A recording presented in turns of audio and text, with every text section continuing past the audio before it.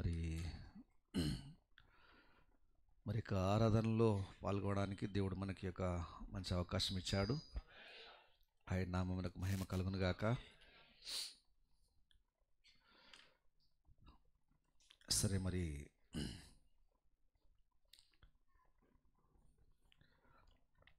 ఈరోజు ఒక అవకాశం ఉంటుంది. మరి క్రిస్మస్ గురించి మరి మాట్లాడవచ్చు అనే ఆలోచనతో మరి పోయిన డిసెంబర్ నెలంతా మరి మనం వేరే వర్తమానాలు చూసుకుంటూ వచ్చాం. సరే, ఏది ఏమైనా ఒక మంచి అవకాశాన్ని దేవుడు మనకి ఇచ్చాడు. మరి కొందరు కొత్త వాళ్ళు వచ్చారు అని అంటున్నారు. ఎవరు వచ్చారు చేతులు ఎత్తరా? కొత్తగా ఈరోజు వచ్చిన వాళ్ళు ఎవరైనా ఉంటే చేతులు ఎత్తండి. ఎవరైనా please. Right, okay, God bless you. మంచిది. మరి చర్చ్కి చాలామంది తక్కువ వచ్చింది ఈరోజు. వర్షం పడుతుంది, దాంతోపాటు మనలందరికీ తెలుసు కనుక. సో సంఘశాఖలలో అయితే మరి ఇంకా టెంట్లు ఎన్ని వేయాల్సి వచ్చో మనం కదా. సండే అయితే మనకు ఇది టెంటు, ఆ టెంటు, ఈ టెంట్లు ఇవన్నీ నిండిపోతూ ఉంటాయి.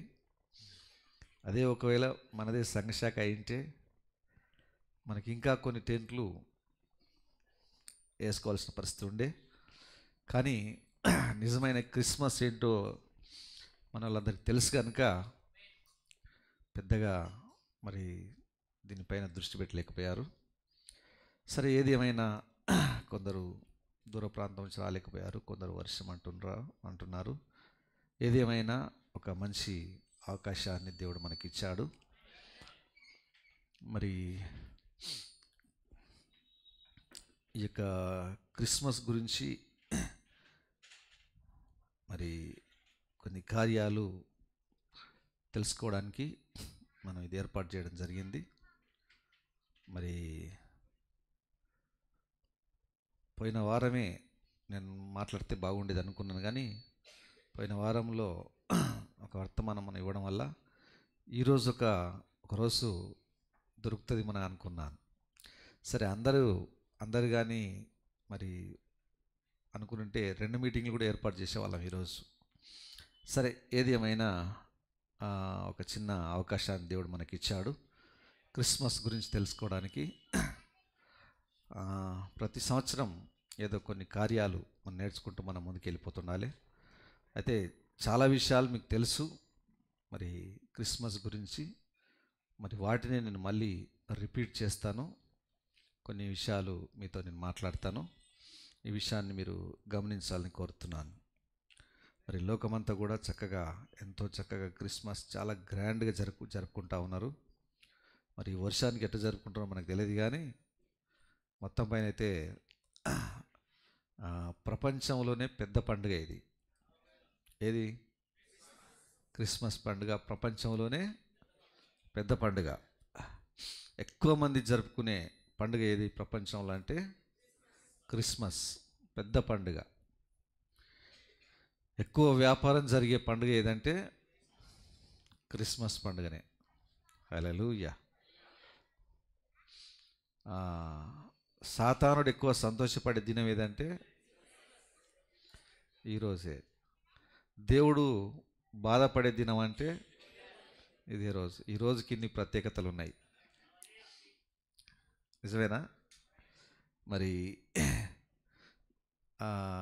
పార్లమెంట్లో మరి ప్రధాని క్రిస్మస్ సెలబ్రేషన్ చేయడం, స్టేట్లో మన రాష్ట్రంలో సీఎం మరి చేయడం, ఏది క్రిస్మస్ సెలబ్రేషన్ చేయడం జరుగుతూ ఉంది. మరి మన సీఎం గారు కూడా అన్నాడు, చాలా సంతోషం, మనకు డిసెంబర్ నెలలో యేసుప్రభు పుట్టిన తేదీ క్రిస్మస్ పండుగ అని చెప్తూ. తెలంగాణ వచ్చింది డిసెంబర్లోనే, సోనియా గాంధీ పుట్టింది డిసెంబర్లోనే, యేసుప్రభు పుట్టింది డిసెంబర్లోనే. చాలా సంతోషకరమైన విషయం అని చెప్పి అంటున్నాడు. మంచి నెల ఇది అంటున్నాడు. సరే, మనకు అన్ని నెలలు మంచివేలే, నిజమే కదా. సరే, దేవుడు వాళ్ళందరి కన్నులు తెరవాలని నేను కోరుతా ఉన్నాను. మరి మన కన్నులు అయితే తెరిచిన దేవుడు వాళ్ళ కన్నులు కూడా తెరవాలి. సరే, లేసులు పడదాం. లేసులు పడి ఒక లేఖన బాగా చదివి మనం ముందుకెళ్ళిపోదాం.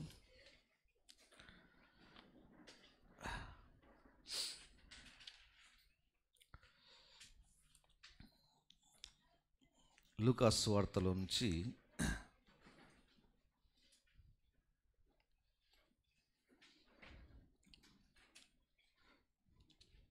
2వ అధ్యాయం. లూకాసు వార్తలోంచి 2వ అధ్యాయం.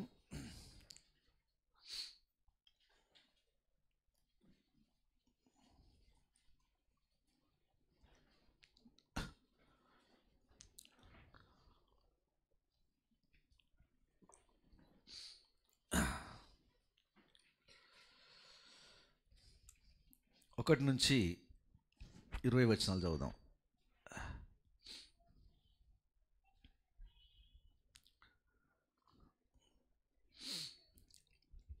ఆ దినములలో సర్వలోకమునకు ప్రజాసంఖ్య వ్రాయవలనని కైసరు ఔగుస్తు వలన ఆజ్ఞ ఆయను. ఇది కురేనియా సిరియా దేశమునకు అధిపతి అయి ఉన్నప్పుడు జరిగిన మొదటి ప్రజాసంఖ్య. అందరూ ఆ సంఖ్యలో వ్రాయబడుటకు తమ తమ పట్టణములకు వెళ్ళిరి. యోసేపు దావీదు వంశములోను గోత్రములోను పుట్టినవాడు గనుక తనకు భార్యగా ప్రదానము చేయబడి గర్భవతి అయ్యుండిన మరియతో కూడా ఆ సంఖ్యలో వ్రాయబడుటకు గలిలియలోని నజరేతు నుండి యూదయలోని బెత్లెహేము అనబడిన దావీదు ఊరికి వెళ్ళెను. వారక్కడ ఉన్నప్పుడు ఆమె ప్రసవ దినములు నిండెను గనుక తన తొలిచూలు కుమారుణ్ణి కని పొత్తిగుడ్డలతో చుట్టి సత్రములో వారికి స్థలము లేనందున ఆయనను పశువుల తొట్టిలో పరుండబెట్టాను. ఆ దేశంలో కొందరు గొర్రెల కాపరులు పొలములో ఉండి రాత్రివేళ తమ మందను కాచుకొనిచుండగా ప్రభువు దూత వారి యొద్దకు వచ్చి నిలిచెను. ప్రభువు మహిమ వారి చుట్టూ ప్రకాశించినందున వారు మిక్కిలి భయపడిరి. అయితే ఆ దూత, భయపడకుడి, ఇదిగో ప్రజలందరికీ కలగబో మహా సంతోషకరమైన సువర్తమానం నేను మీకు తెలియజేయుచున్నాను. దావీదు పట్టణమందు నేడు రక్షకుడు మీ కొరకు పుట్టి ఉన్నాడు. ఈయన ప్రభువైన క్రీస్తు. దానికి ఇదే మీ కానవాలు. ఒక శిశువు పొత్తిగుడ్డలతో చుట్టబడి ఒక తొట్టిలో పండుకొని ఉండుట మీరు చూచెదరని వారితో చెప్పాను. వెంటనే పరలోక సైన్య సమూహము ఆ దూతతో కూడా నుండి సర్వోన్నతమైన స్థలములో దేవునికి మహిమయు ఆయనకిష్టులైన మనుషులకు భూమి మీద సమాధానమును కలుగునుగాక అని దేవుని స్తోత్రం చేయుచుండెను. ఆ దూతలు తమ యొద్ద నుండి పరలోకమునకు వెళ్ళిన తర్వాత ఆ గొర్రెల కాపర్లు జరిగిన ఈ కార్యమును ప్రభువు మనకు తెలియజేయించున్నాడు. మనం బెత్లెహేము వరకు వెళ్ళి చూతము రండని ఒకరితోనొకడు చెప్పుకొని త్వరగా వెళ్ళి మరియను యోసేపును తొట్టిలో పండుకొని ఉన్న శిశువును చూచిరి. వారు చూచి ఈ శిశువును గూర్చి తమతో చెప్పబడిన మాటలు ప్రచురం చేసిరి. గొర్రెల కాపర్లు తమతో చెప్పిన సంగతులను గూర్చి విన్న వారందరూ మిక్కిలి ఆశ్చర్యపడిరి. అయితే మరియా ఆ మాటలన్నీ తన హృదయములో తలపోసుకొనుచు భద్రం చేసుకొనెను. అంతటా ఆ గొర్రెల కాపర్లు తమతో చెప్పబడినట్టుగా తాము విన్న వాటిని కన్న వాటిని అన్నిటిని గూర్చి దేవుణ్ణి మహిమపరచు స్తోత్రము చేయుచు తిరిగి వెళ్ళిరి. దేవుడి మాటలను దీవించునుగాక. ప్రార్థన చేద్దాం. కృపగలిగిన మా తండ్రి, సర్వోన్నతుడా, సర్వశక్తిమంతుడా, భూమి ఆకాశముల సృష్టికర్త, మీకు స్తోత్రం చెల్లిస్తున్నాం. ఇదిగో తండ్రి, మరి యొక్క ఉదయకాల సమయంలో నీ సన్నిధిలోకి మేము చేరి మేము ప్రార్థిస్తున్నాం. మా అతిక్రమ దోషము క్షమించండి. మాతో మీరు మాట్లాడమని మేము ప్రార్థిస్తున్నాం. మమ్మల్ని బలపరచమని మేము ప్రార్థిస్తున్నాం. ఇదిగో తండ్రి, మరి ఎందరైతే లైవ్లో వింటున్నారో వారిని కూడా ప్రభా మీరు బలపరచమని ప్రార్థిస్తున్నాం. వారందరితో కూడా మీరు మాట్లాడమని మేము ప్రార్థిస్తున్నాం. నాయన, నీ యొక్క సత్యమును మేము గ్రహించే కృపను మాకు అనుగ్రహించమని నీ చేతుల్లోకి మమ్మల్ని మేము సమర్పిస్తూ యేసుక్రీస్తు నామమున ప్రార్థిస్తున్నాం. ఆమేన్. కూర్చోండి దయచేసి.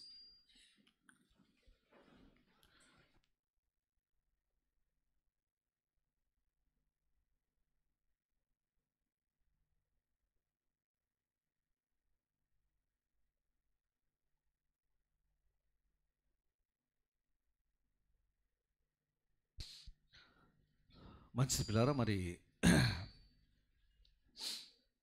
చదవబడిన లేఖనంలోంచి కొన్ని కార్యాలు మనం ధ్యానం చేద్దాం.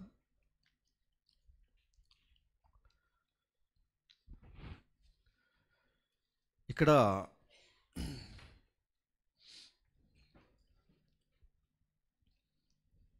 యేసుక్రీస్తు జన్మించిన సందర్భం గురించి బైబిల్లో లూకా సువార్తలో దేవుడు స్పష్టంగా రాయించాడు. దీన్ని మనం గమనించినట్లయితే ఆ రోజులలో మరి సర్వలోకానికి ప్రజాసంఖ్య రాయాలని ఈ కైసరు ఔగుస్తు అనే వ్యక్తి వలన ఒక ఆజ్ఞ జారీ చేశాడు. సర్వలోకానికి అంటే రోమా చక్రవర్తులు ఆ రోజు ప్రపంచాన్ని పరిపాలిస్తున్నారు కనుక మరి ఈ సర్వలోకంలో మరి జనాభా గురించి, నా సామ్రాజ్యంలో జనాభా ఎంతుంది, వాళ్ళ యొక్క డీటెయిల్స్ తెలుసుకోవాలని చెప్పేసి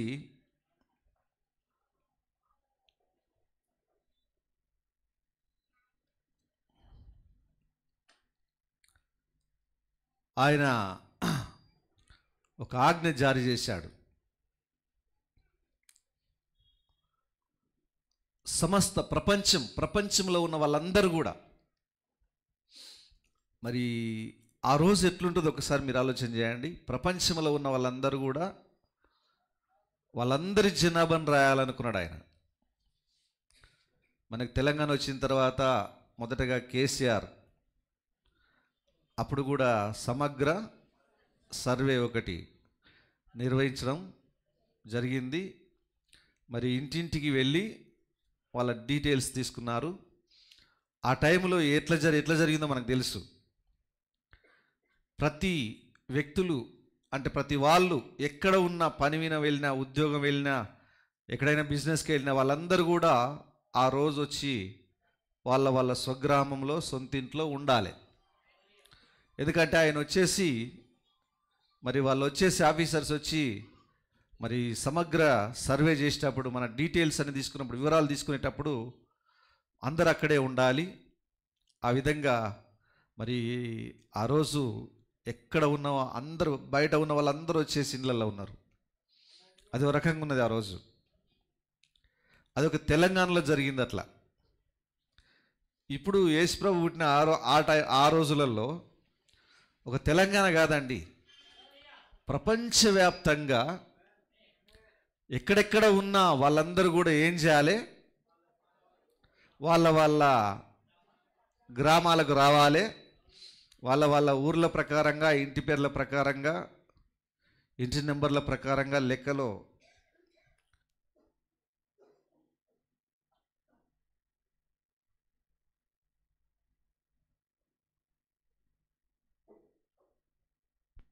జనాభా లెక్కలో చేర్చబడాలి, రాయబడాలి కనుక వచ్చారు. ఆ సమయంలో మరి ఈ యొక్క యోసేపు అనే వ్యక్తి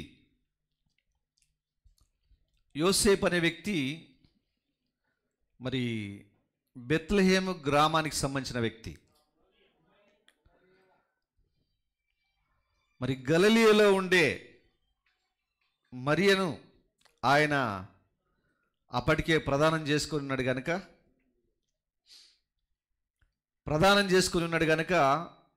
ఆమె మరియ గర్భవతి అయి పరిశుద్ధాత్మ వలన గర్భవతి అయింది. ఆ విధంగా పరిశుద్ధాత్మ వలన గర్భవతి అవుతుందని మరి దూత చేత ఆమె తెలుసుకొని ఆమె హ్యాపీగా ఫీల్ అయ్యి సంతోషపడి ఉన్నప్పుడు మరి వారి మధ్యలో జరిగిన విషయాలు మనకు తెలుసు. మరియను రహస్యంగా విడనాడాలని చెప్పేసి ఈ నీతిమంతుడైన యోసేపు అనుకున్నాడు. అయితే దేవుడే యోసేపుతో మాట్లాడి, లేదు ఆమె పరిశుద్ధాత్మ వలన గర్భవతి అయింది, నీవు తప్పుగా అర్థం చేసుకోవద్దు, ఆమెను చేర్చుకోవాలని అంటే నిజమే, ఆయన దేవునికి లోబడి నీతిమంతుడు కదా, వాస్తవాన్ని నమ్మి ఆయన ఏం చేశాడంటే ఇక మరియను చేర్చుకున్నాడు. మరి మరియా మరి ప్రసవ దినములు నిండేంత వరకు మరి ఆయన గలిలయ ప్రాంతంలో మరియను చూసుకుంటూ ఉన్నాడు. ఆ తర్వాత ఎప్పుడైతే ఈ యొక్క కైసరు వలన ఆజ్ఞ వచ్చి బయలుదేరిందో అక్కడ నుంచి మరియని తీసుకొని యోసేపు బయలుదేరాడు బెత్లెహేంకు రావాలని. మరి ఆయన బెత్లెహేంకు వచ్చేటప్పుడు మరి మరి ప్రవక్త చాలా చక్కగా వివరిస్తాడు. మీరు ఈ వర్తమానాలు చదవండి. చుట్టబడిన దేవుని కానుక ఇలాంటి వర్తమానాలు కొన్ని ఉన్నాయి మనకు, క్రిస్మస్ మెసేజ్లు. నాకు వీలైతే నెక్స్ట్ ఇయర్ వీలైతే డిసెంబర్ నెల మొత్తం ఆ వర్తమానాలు చూద్దాం ప్రభు చిత్తమైతే. అయితే దాంట్లో చాలా చక్కగా వివరిస్తున్నాడు మరియను ఏ విధంగా ఆయన జాగ్రత్తగా తీసుకొస్తున్నాడు. ఒక గాడిద పైన మరియను కూర్చోబెట్టి, గాడిదను ఆ రోజుల్లో మరి ఈ గాడిదలే వాహనాలుగా పేదవారికి ఆ విధంగా వచ్చేవాళ్ళు, ఎక్కి వచ్చేవాళ్ళు. మరి ఆమెను తీసుకొని వస్తూ ఉంటే చాలా చక్కగా ప్రేమతోటి మాట్లాడుకుంటా వస్తున్నాడని చెప్పేసి, వాళ్ళ యొక్క అన్ని విషయాలు గుర్తు చేసుకుంటూ వస్తున్నారని చెప్పేసి ప్రవక్త చాలా చక్కగా వివరిస్తాడు దాని గురించి. సరే, ఎప్పుడైతే ఆజ్ఞ జారీ అయిందో కైసర్ వలన, వాళ్ళు అక్కడ నుంచి బయలుదేరి ప్రయాసంతో మరి అప్పుడు మరి గర్భిణి అయినా ఎవరైనా ఏ స్థితిలో ఉన్నా వాళ్ళు వాళ్ళ గ్రామాలకు వచ్చి ఉండాల్సిందే. ఆ విధంగా యోసేపు తీసుకొని వచ్చాడు బెత్లెహేముకు. ఆ తర్వాత బెత్లెహేము తీసుకొచ్చిన తర్వాత అప్పుడు అక్కడ ఆమె ప్రసవ దినాలు నిండినాయి. మరి సత్రములో వెళ్ళాడు. అక్కడక్కడ వాళ్లకు అంటే సత్రాలు ఆ రోజుల్లో అంటే దూరం నుంచి వచ్చినప్పుడు ఉండడానికి ఏర్పాట్లు చేశారు. ఇండ్లు లేని వాళ్ళు, గ్రామం అదైనా కూడా ఇండ్లు లేకున్నా మరి ఎక్కువ మంది ఉంటాంటారు కనుక సత్రాలు ఏర్పాటు చేసేవాళ్ళు. ఆ విధంగా వచ్చారు. వచ్చిన తర్వాత ఆ సత్రాలు మరి ఆమెను ఉంచడానికి, మరియను ఉంచడానికి సత్రాలు చాలా తిరిగాడు. సత్రాల్లో ఎక్కడ స్థలం లేనప్పుడు ఆయన నెమ్మదిగా కొంచెం దూరం బెత్లెహేంలో కొంచెం దూరం వెళ్ళిపోయి అక్కడ ఒక పశువుల పాకను కనుగొన్నాడు. కనుగొని అక్కడ వాళ్ళు ఉన్నారు. ఇక ఆ టైంలో మరియా యేసుక్రీస్తుకు జన్మనిచ్చింది. అప్పుడు ఆయనకు మరి మంచి బట్టలు లేవు, యేసు ప్రభుకు చుట్టడానికి మంచి బట్టలు లేవు, ఆడ మంచి ఏర్పాట్లు లేవు. ఆ స్మెల్ వచ్చి ఆ పశువుల పాకలో మరి యేసుక్రీస్తు జన్మించాడు. మరి అక్కడ ఆమె దగ్గర కూడా బట్టలు లేవు కనుక అక్కడ పశువుల ఆ పాకలో పశువుల యొక్క మెడపైన కొన్ని కాడి పెట్టినప్పుడు పశువులకు మరి హాని కలగకుండా మెత్తగా ఉండే ఆ యొక్క బట్టలు ఉంటాయి, కుట్టి పెడతారు. అలాంటివి ఆ పశువుల శాలలో ఉంటే ఆ బట్టలను తీసుకొని వాటిలో చుట్టి యేసు ప్రభువును ఆ తొట్టిలో పరుండబెట్టింది.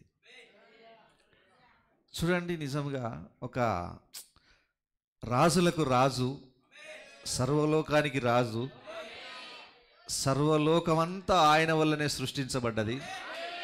మనము ఆయన వల్ల సృజించబడ్డాం. ఆయనని ఇక్కడ చూసుకునే వాళ్ళు లేకుండా పోయారు. ఒక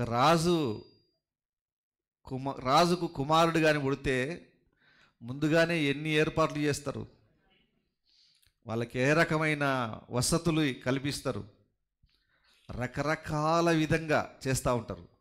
కానీ ఈ భూలోకంలో ఒక రాజు అంటే మామూలు ధనవంతుడే అంత బాగా చూసుకుంటాడు, ముందే అన్ని ఏర్పాటు చేసుకుంటాడు. మరి ఒక రాజు ఎట్లా చేసుకోవాలి? అయితే రాజులకు రాజైన మన ప్రభువుకు ఏమి లేకుండా ఆయన ఆ పశువుల పాకలో జన్మించాడు. ఎప్పుడైతే ఆయన జన్మించాడో, ఆయన జన్మించినప్పుడు జరిగిన 2 కార్యాలు ఏంటివంటే,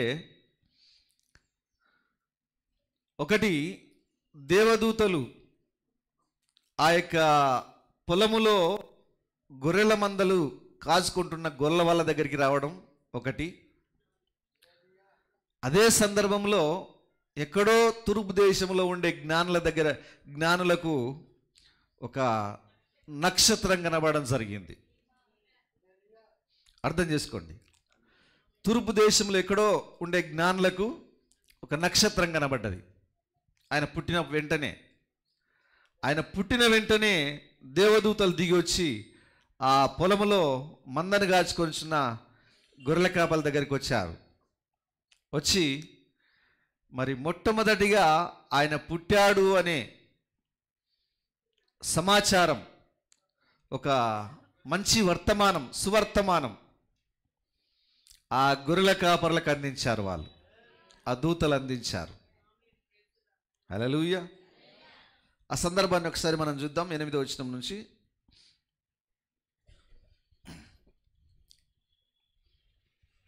ఆ దేశంలో కొందరు గొర్రెల కాపరులు పొలములో ఉండి రాత్రి వేళ తమ మందను కాచుకొనుచుండగా ప్రభువు దూత వారి యొద్దకు వచ్చి నిలిచెను. ప్రభువు మహిమ వారి చుట్టూ ప్రకాశించినందున వారు మిక్కిలి భయపడిరి. అయితే ఆ దూత, భయపడకుడి, ఇదిగో ప్రజలందరికీ కలగబో మహా సంతోషకరమైన సువార్తమానము నేను మీకు తెలియజేయుచున్నాను. ప్రజలందరికీ కలగబో మహా సంతోషకరమైన సువర్తమానం నేను మీకు తెలియజేయుచున్నాను. దావీదు పట్టణమందు నేడు రక్షకుడు మీ కొరకు పుట్టి ఉన్నాడు. దావీదు పట్టణమందు నేడు రక్షకుడు మీ కొరకు పుట్టి ఉన్నాడు. ఈయన ప్రభువైన క్రీస్తు. దానికి ఇదే మీ కానవాలు, దానికి ఇదే మీ గుర్తు. ఒక శిశువు పొత్తి గుడ్డలతో చుట్టబడి ఈ యొక్క తొట్టిలో పండుకొని ఉండుట మీరు చూచెదరని వారితో చెప్పెను. ఒక శిశువు పొత్తిగుడ్డల చేత చుట్టబడి ఒక తొట్టిలో పరుండబెట్టబడుట మీరు చూస్తారు. ఆ పొత్తిగుడ్డలతో చుట్టబడ్డ ఆ శిశువే మీకు రక్షకుడు. హల్లెలూయా. ఇది ప్రజలందరికీ కలగబోయే మహా సంతోషకరమైన వర్తమానం, సువర్తమానం అని చెప్పారు వాళ్ళు. వెంటనే పరలోక సైన్య సమూహము ఆ దూతతో కూడా నుండి సర్వోన్నతమైన స్థలములలో దేవునికి మహిమయు ఆయనకిష్టులైన మనుషులకు భూమి మీద సమాధానమును కలుగునుగా కానీ దేవుని స్తోత్రము చేయుచుండెను. ఆ దూతలు తమ యుద్ధ నుండి పరలోకమునకు వెళ్ళిన తర్వాత ఆ గొర్రెల కాపరులు జరిగిన ఈ కార్యమును ప్రభువు మనకు తెలియజేయించి ఉన్నాడు. మనము బెత్లెహేం వరకు వెళ్ళి చూతము రండి ఒకరితో ఒకటి చెప్పుకొని, బెత్లెహేం వరకు వెళ్ళి చూద్దాం రండి అని ఒకరితో ఒకటి చెప్పుకొని త్వరగా వెళ్ళి మరియను యోసేపును తొట్టిలో పండుకొని ఉన్న శిశువును చూచిరి. మరియను యోసేపును తొట్టిలో పండుకొని ఉన్న శిశువును చూచిరి. వారు చూచి ఈ శిశువును గూర్చి తమతో చెప్పబడిన మాటలు ప్రచురము చేసిరి. వాళ్ళకి చెప్పేశారు, మరియకు యోసేపుకు. గొర్రెల కాపరులు తమతో చెప్పిన సంగతులను గూర్చి విన్నవారందరూ మిక్కిలి ఆశ్చర్యపడిరి. అయితే మరియా ఆ మాటలన్నీ తన హృదయంలో తలపోసుకొనుచు భద్రం చేసుకొనెను. అంతటా ఆ గొర్రెల కాపరులు తమతో చెప్పబడినట్లుగా తాము విన్నవాటిని కన్నవాటిని గూర్చి దేవుని మహిమపరచుతూ స్తోత్రము చేయుచు తిరిగి వెళ్ళిరి. దేవునికి మహిమ కలుగును గాక. నిజమే, ఇక్కడ మరి రక్షకుడు, నేడు రక్షకుడు దావీదు పట్టణం బెత్లెహేం, దావీదు పట్టణమందు నేడు రక్షకుడు మీ కొరకు పుట్టి ఉన్నాడు. ఈయన ప్రభువైన క్రీస్తు. రక్షకుడు పుట్టాడు అంటే యేసుక్రీస్తు జన్మించాడు. నిజమేనా? బైబిల్లో స్పష్టంగా రాయబడ్డది. యేసు ప్రభు పుట్టాడు అని ఎంతమంది నమ్ముతున్నారు? ఎంత పర్సెంటేజ్ నమ్ముతున్నారు? 100%? నేను 1000% నమ్ముతున్నా.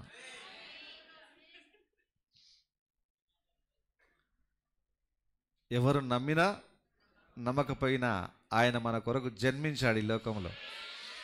దేవాది దేవుడు, భూమి ఆకాశముల సృష్టికర్త, రక్షకుడు, మన పాపములో నుంచి మనల్ని విడిపించే రక్షకుడు. నిజమేనా? ఆయన మన కొరకు భూమిపైన పుట్టాడు.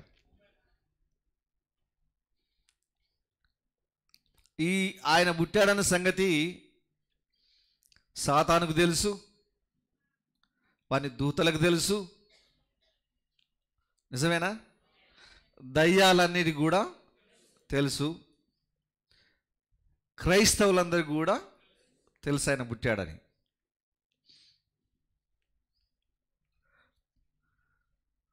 అయితే కొందరు విమర్శకులు ఆయన పుట్టలేదంటారు.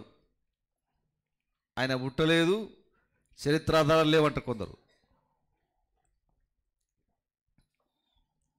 దేవునికి మహిమ కలుగును గాక. కొందరు ఏం చేస్తున్నారంటే, ఆయన పుట్టినట్లయితే ఆయన పుట్టిన తేదీ చూపి బైబిల్ అంటున్నారు కొందరు. పుట్టిన తేదీ బైబిల్లో లేనంత మాత్రాన పుట్టలేదా? దేవునికి మహిమ కలుగును గాక.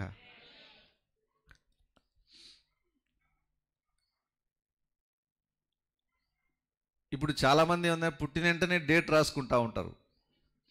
పాతకాలంలో డేట్లతోటి వాళ్ళకి పని లేదు. పుట్టినరా లేదా అంతే, సంతోషం వాళ్ళకు. డేట్ రాసుకోవాల్సిన పని చాలామందికి ఇప్పటికీ, పెద్దోళ్ళకు వాళ్ళ పుట్టిన తేదీ వాళ్ళకి సరిగా తెలియదు ఇప్పటికీ. నిజమేనా? కరెక్ట్ డేట్ రాసుకోరు. పాపం చదువు రాని వాళ్ళు ఉంటారు, వాళ్ళ డేట్ రాసుకొని దాచిపెట్టుకోవాల్సిన పని వాళ్ళకు అంతగా అవసరత ఉండదు, దాన్ని పట్టించుకోరు.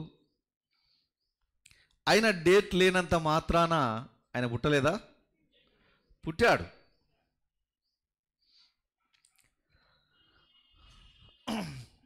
ఒక వ్యక్తి అంటాడు, మరి ఒక అన్య మతంలో ఉన్న ఒక వ్యక్తి, పేర్లు చెప్పడం బాగుండదు, ఆ వ్యక్తి ఏమంటాడంటే, డిసెంబర్ 25న యేసుక్రీస్తు పుట్టాడని బైబిల్లో ఉందా? ఉంటే చూపి.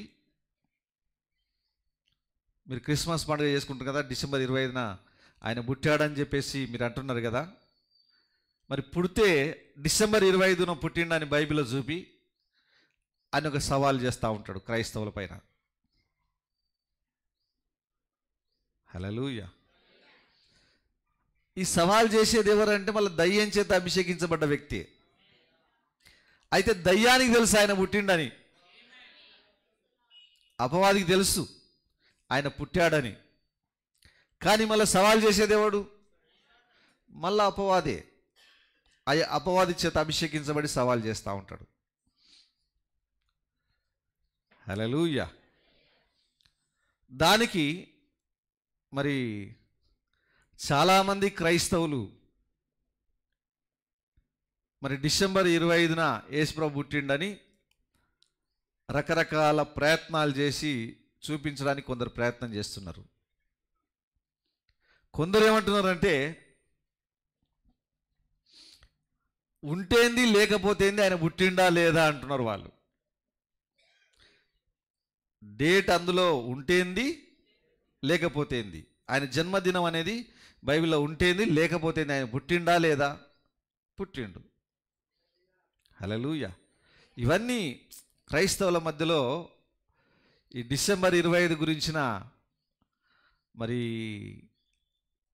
కార్యాలు, వాళ్ళ యొక్క వాదనలు, అపోహలు, ప్రశ్నలు ఇవన్నీ కూడా వాళ్ళ మధ్యలో ఉన్నాయి. ఒక స్పష్టమైన తేదీ అనేది బైబిల్లో లేదు, చరిత్రలో కూడా లేదు.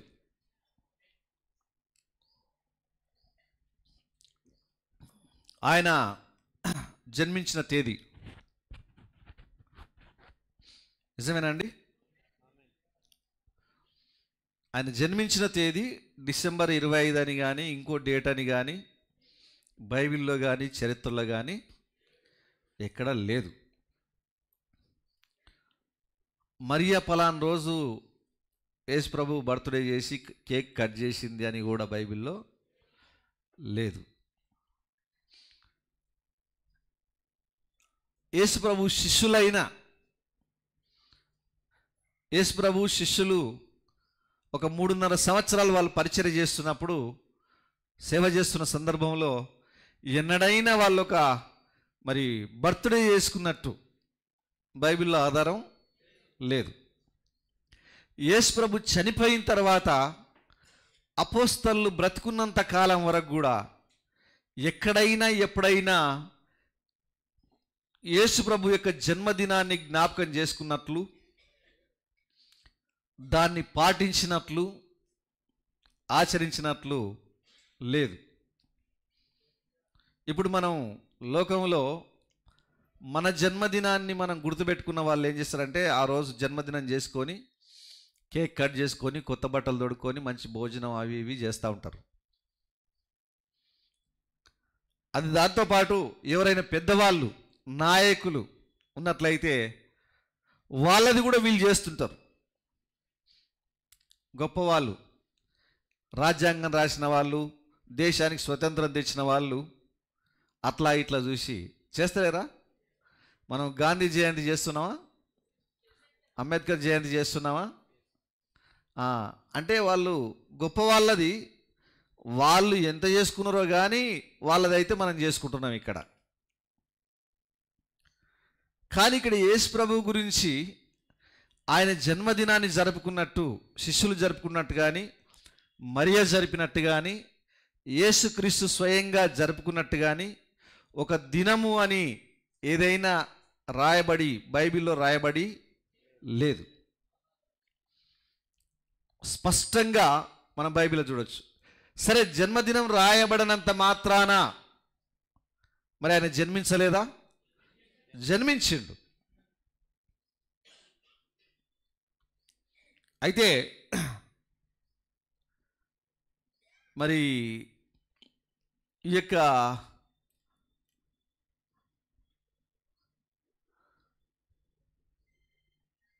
డిసెంబర్ 25 ఏదైతుందో, ఈ డిసెంబర్ నెల మరి ఇది క్రైస్తవులకు చాలా పెద్ద పవిత్ర నెల. క్రైస్తవులకు పవిత్రమైన నెల. దీంట్లో ఈ నెల స్టార్ట్ అయిన కానుంచి మరి వాళ్ళు రకరకాల ప్రోగ్రామ్స్ చేస్తూ ఉంటారు. చాలామందికి మన మెసేజ్ బిలీవర్స్కి తెలియదు, డైరెక్టు మన అన్యత్వంలోంచి క్రైస్తవంలోకి వచ్చింది కనుక తెలియదు. నేను కూడా అన్యత్వంలోంచి డైరెక్ట్ క్రిస్టియానిటీలోకి వచ్చిన. క్రిస్టియానిటీలోంచి అంటే క్రిస్టియానిటీ అంటే మెసేజ్లోకి వచ్చిన, అన్యత్వంలోంచి నేరుగా నేను మెసేజ్లోకి వచ్చిన. అయితే క్రైస్తవత్వంలో నేను క్రిస్మస్ పండుగలు జరుపుకున్న సందర్భాలు లేవు. అక్కడ ఏమేం చేస్తారు, ఎట్లా చేస్తారు అనేవి కూడా నేను ఎక్కువగా దాంట్లో డీప్గా నేను ఎప్పుడు కూడా వెళ్ళలేదు. అయితే చూస్తున్నాం, వింటున్నాం. నేరుగా వర్తమానంలోకి వచ్చిన తర్వాత నిజమైన క్రిస్మస్ ఏంటిదో తెలుసుకోవడం జరిగింది. ప్రభు నామానికి మహిమ కలుగును గాక. అయితే ఇప్పుడు లోకంలో ఉన్న క్రైస్తవులందరూ ఈ డిసెంబర్ నెలలో ఇవన్నీ చాలా కార్యాలు వాళ్ళు చేస్తూ ఉంటారు. మరి ఎవరైనా మీరు క్యాథలిక్ చర్చ్లోంచి బయటకు వచ్చినా కానీ, సంఘశాఖలోంచి బయటకు వచ్చినా కానీ, మరి మీరు ఇంతకుముందు చేసినవి జరుపుకున్నవి మీకు తెలిసి ఉంటాయి. మీకు తెలియనివి కూడా కొన్ని ఉంటాయి. మరి బయటి దేశాల్లో చాలా రకరకాల కార్యాలు చేస్తూ ఉంటారు.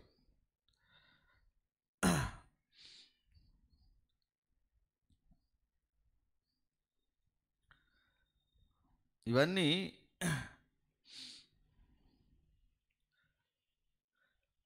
ఈ సంఘశాఖల వాళ్ళు డిసెంబర్ నెలలో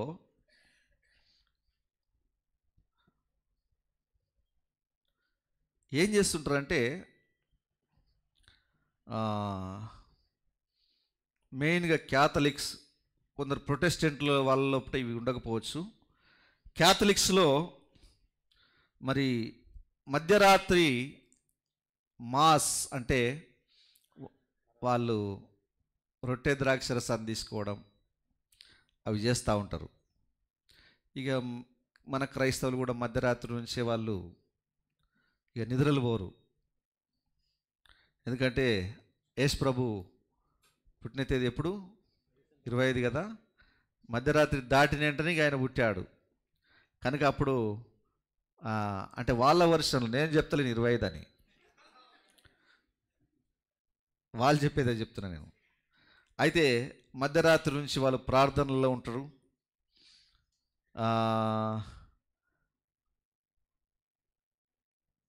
బైబిల్ చదవడం, ప్రార్థన చేయడం చేస్తుంటారు. ఎంతో భక్తిని ప్రదర్శిస్తూ ఉంటారు ఆయన పుట్టాడు కనుక. అంటే ఇక్కడ మన దగ్గర కొన్ని కనపడకపోవచ్చు కానీ వరల్డ్ వైడ్గా ప్రపంచవ్యాప్తంగా జరుగుతున్న కార్యాలు చెప్తున్నా నేను. అయితే యేసుక్రీస్తుకు సంబంధించిన ఆయన మరి జన్మకు సంబంధించిన కొన్ని ప్రోగ్రామ్స్ వాళ్ళు చూడడం, కొన్ని వాటిని ప్రదర్శించడం అవన్నీ చేస్తూ ఉంటారు. ఆ తర్వాత మరి బహుమతులు ఒకరికి ఒకరు పంపుకుంటారు. క్రిస్మస్ బహుమతులు కుటుంబంలో పంపుకుంటారు, బంధువుల మధ్యలో పంచుకుంటారు, ఒకరికొకరు బహుమతులు పంపుకుంటారు. ఈ బహుమతులలో చాలా బహుమతులు ఉంటాయి. సిగరెట్ తాగేవానికి సిగరెట్ పెట్టే డబ్బా, మందు తాగేవానికి మందు బాటిల్, మరి కార్డ్స్ ఆడే వ్యక్తికి కార్డ్స్ ప్యాక్ ఆట, కార్డ్స్ పంచడం. ఇక వాళ్ళకి ఎవరికి ఏవి ఇష్టమో వాటి ప్రకారంగా బహుమతులు పంచుతూ ఉంటారు. ఆ బహుమతులు ఎట్లా ప్యాక్ చేసి బాక్సులలో పెట్టి ప్యాక్ చేసి పంచుకుంటారు. ఎప్పుడు? క్రిస్మస్ రోజు. తర్వాత దానికి సంబంధించిన క్రిస్మస్ భోజనాలు, మంచి మంచి భోజనాలు అవి తయారు చేసుకుంటారు. తర్వాత తయారు చేసుకొని తింటూ ఉంటారు. ఇక దానికంటే ముందు డిసెంబర్ 25 కంటే ముందు క్యారల్స్ ఉంటాయి. అంటే రాత్రిపూట ఇల్లు తిరిగి పాటలు పాడి కానుకలు సేకరించడం ఇవన్నీ జరుగుతూ ఉంటాయి. రాత్రిపూట డోర్ టు డోర్ ఇంటింటికి తిరుగుతూ ఉంటారు. దాని తర్వాత ఇల్లంతా కూడా చర్చి కావచ్చు, ఇల్లు కావచ్చు, లైట్ల చేత అలంకరిస్తారు. తర్వాత దండల చేత అలంకరించే వాళ్ళు ఉన్నారు. తర్వాత స్టార్ పెడతారు. స్టార్ దాదాపుగా 15-20 రోజుల ముందే పెడతారు. ఎంత పెద్ద స్టార్ పెడితే వాళ్ళంత పెద్ద ధనవంతులని, పెద్ద చర్చ అని ముందే పెద్ద పెద్దవి పెట్టుకుంటారు. రోడ్డు పైన పెట్టేస్తా అంటారు స్టారు. అంటే ఇవి ఈయనకు జన్మకు సంబంధించిన ఆయన పుట్టినప్పుడు స్టార్ వచ్చింది కనుక స్టార్ని పెడతా ఉంటారు. ప్రతి ఇంటిపైన ఒక స్టార్ పెట్టుకుంటూ ఉంటారు. దాని తర్వాత మరి శాంతా క్లాస్ అంటే ఒక ముసలాయన మరి తెల్లగడ్డం పెట్టుకొని, ఒక టోప్ పెట్టుకొని, మరి ఒక పెద్ద మూట భుజాన వేసుకొని, దాంట్లో చాలా గిఫ్ట్లు వేసుకొని అందరికి చిన్నపిల్లలకు పంచుకుంటూ పోతాడు. ఒక రాత్రే ప్రపంచం అంతా పంచుతాడని ఒక చిన్నపిల్లలకు ఒక కథ చెప్తూ ఉంటారు. అది శాంతా క్లాస్. అదొకటి ఇదైపోయింది. దాని తర్వాత ఇక మనకు స్పెషల్గా సెమీ క్రిస్మస్లు అవుతున్నాయి. ఇప్పుడు చిన్నపిల్లలు కాదు. సెమీ క్రిస్మస్ అంటే, సెమీ అంటే సగం, డిసెంబర్ 25 ఏమో ఫుల్ క్రిస్మస్. అంతకుముందేమో చిన్న చిన్న క్రిస్మస్లు, సెమీ క్రిస్మస్లు.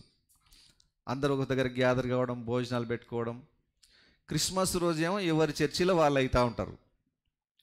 అయితే సెమీ క్రిస్మస్ అప్పుడు కొందరు పాస్టర్లు గ్యాదర్ అయ్యి ఒక పొలిటీషియన్, ఒక రాజకీయ నాయకుని పిలవడం, ఇట్లాంటివన్నీ జరుగుతూ ఉంటాయి.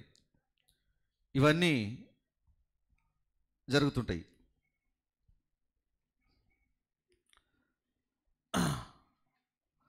తర్వాత స్పెషల్గా కొన్ని ప్రాంతాల్లో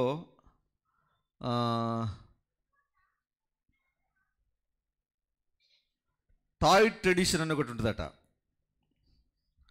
అంటే పిల్లలను ఆ బొమ్మలు ఇచ్చి అవి ఇచ్చి వాళ్ళు ఆడుతూ ఉంటే వీళ్ళు పిల్లలను వాచ్ చేయడం, గమనించడం, అవి జరుగుతుంటాయట. తర్వాత మరి క్రిస్మస్ ట్రీ పెడతా ఉంటారు.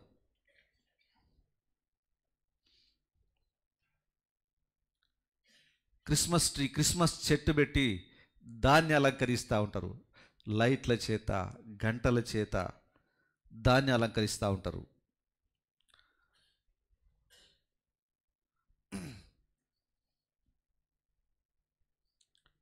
ఇక కొన్ని ప్రాంతాల్లో హాలిడే మీల్స్ అని మరి స్పెషల్గా భోజనాలు ఏర్పాటు చేసుకొని మంచి మంచివి,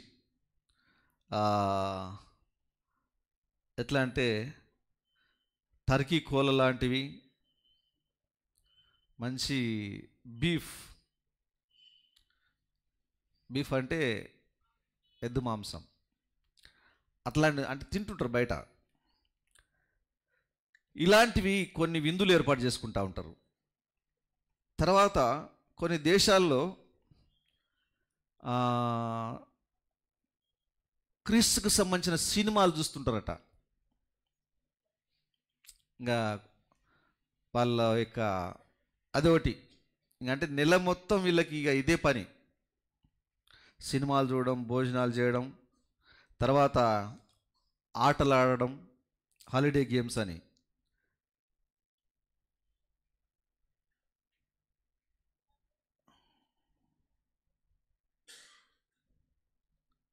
తర్వాత గ్రీటింగ్ కార్డ్స్లు పంపుకోవడం, అవన్నీ జరుగుతూ ఉంటాయి. ఇవన్నీ ఈ క్రిస్మస్ సీజన్లో జరుగుతూ ఉంటాయి. చాలామందికి కూడా మీకు వస్తుంది, దావీదు పట్టణమందు రక్షకుడు నేడు మీ కొరకు పుట్టినాడని ఒకటి పోస్టర్ చేసి.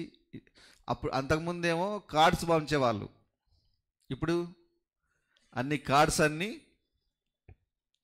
ఈ వాట్సాప్లోనే పంపిస్తున్నారు.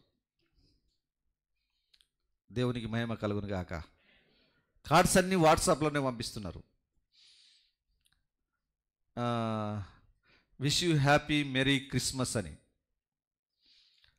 అవి పంపించడం, ఇంక ఏదైనా కోడ్ పంపించడం, అన్నీ ఇట్లా జరుగుతూ ఉంటాయి. చాలామందికి మీకు తెలుసు, నాకు కూడా చాలా పొద్దున్నే వచ్చినాయి, పంపిస్తూ ఉంటారు. ఎవరో వాళ్ళు క్రైస్తవులు, విషయాలు తెలియవు కనుక వాళ్ళు ఏంటంటే హ్యాపీగా పంపిస్తూ ఉంటారు. ఇక మనం వాళ్ళను బాధ పెట్టకుండా సేమ్ టు యూ అని చెప్పాలి కొన్నిసార్లు. నిజమేనా? ఎందుకంటే ప్రవక్త భూమిపై ఉన్నప్పుడు ప్రవక్తకు కూడా బహుమతులు ఇచ్చేవాళ్ళు. ఆయన వాళ్ళని ఇబ్బంది పెట్టకుండా తీసుకునేవాడు. ఏది మన సూట్ ప్రజెంట్ చేసేవాళ్ళు, కోట్లు అవి ఇవి. ఆమె ఎవరిని ఇబ్బంది పెట్టకుండా, బాధ పెట్టకుండా తీసుకునేవాడు. పులిపిట్ ఎక్కిన తర్వాత క్రిస్మస్ సంగతి చెప్పేవాడు.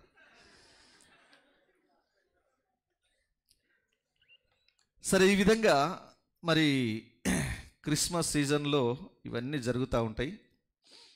మరి ఈ డిసెంబర్ 25 రోజు జరిగే ఇవి ఏవైతే ఉన్నాయో, మరి క్రిస్మస్ సీజన్లో ఈ కార్యాలు ఏవైతే ఉన్నాయో, క్రైస్తవులకు నెలంతా పండుగనే వాళ్ళకి. ఇది విందులు, వినోదాలు, అటు దిగవడం, ఇటు పోవడం. మన దగ్గర ఎక్కువ లేకపోవచ్చు కానీ బయట దేశాల్లో బాగా ఉంటుంది. మరి వైన్ షాప్స్ అన్నీ ఖాళీ ఏ పండుగకి అవుతాయంటే క్రిస్మస్ పండుగకి అవుతాయి. బట్టల షాపులన్నీ ఖాళీ ఎప్పుడైతే అంటే క్రిస్మస్ పండుగకి అవుతాయి. ఎందుకంటే అందరు ఎక్కువ మంది క్రిస్టియన్స్ ఉన్నారు. దేశం క్రిస్టియన్స్ అయినప్పుడు వాళ్ళందరికి కావలసిన బట్టలన్నీ ఆ రోజే కొనుక్కుంటూ ఉంటారు. ఇవన్నీ జరుగుతూ ఉంటాయి. ఈరోజు December 25 క్రిస్మస్, బహుమతులు ఇవన్నీ పంచుకోవడం. రేపు ఒక సెలవు ఉంది, మీకు తెలుసా? ఏంటి? Boxing day. అంటే ఏంటిది బాక్సింగ్ డే అంటే? బాక్సింగ్ డే అంటే చాలామంది అనుకుంటారు అంటే ఇట్లా కొట్టుకునే రోజు అనుకుంటారు, అది బాక్సింగ్ అనుకుంటారు. కానీ అది కాదు, బహుమతులు ఓపెన్ చేసుకు అది ముందు రోజు గిఫ్ట్లు బాక్సులలో పెడతారు కదా, మరుసటి రోజు ఓపెన్ చేసేది అది. ఆ బాక్సులలో ఏమేమి వచ్చినాయి, ఏమేమి ఇస్తుండ్రు అని చెప్పేసి, అది బాక్సింగ్ డే. చాలామందికి తెలియదు బాక్సింగ్ డే అంటే.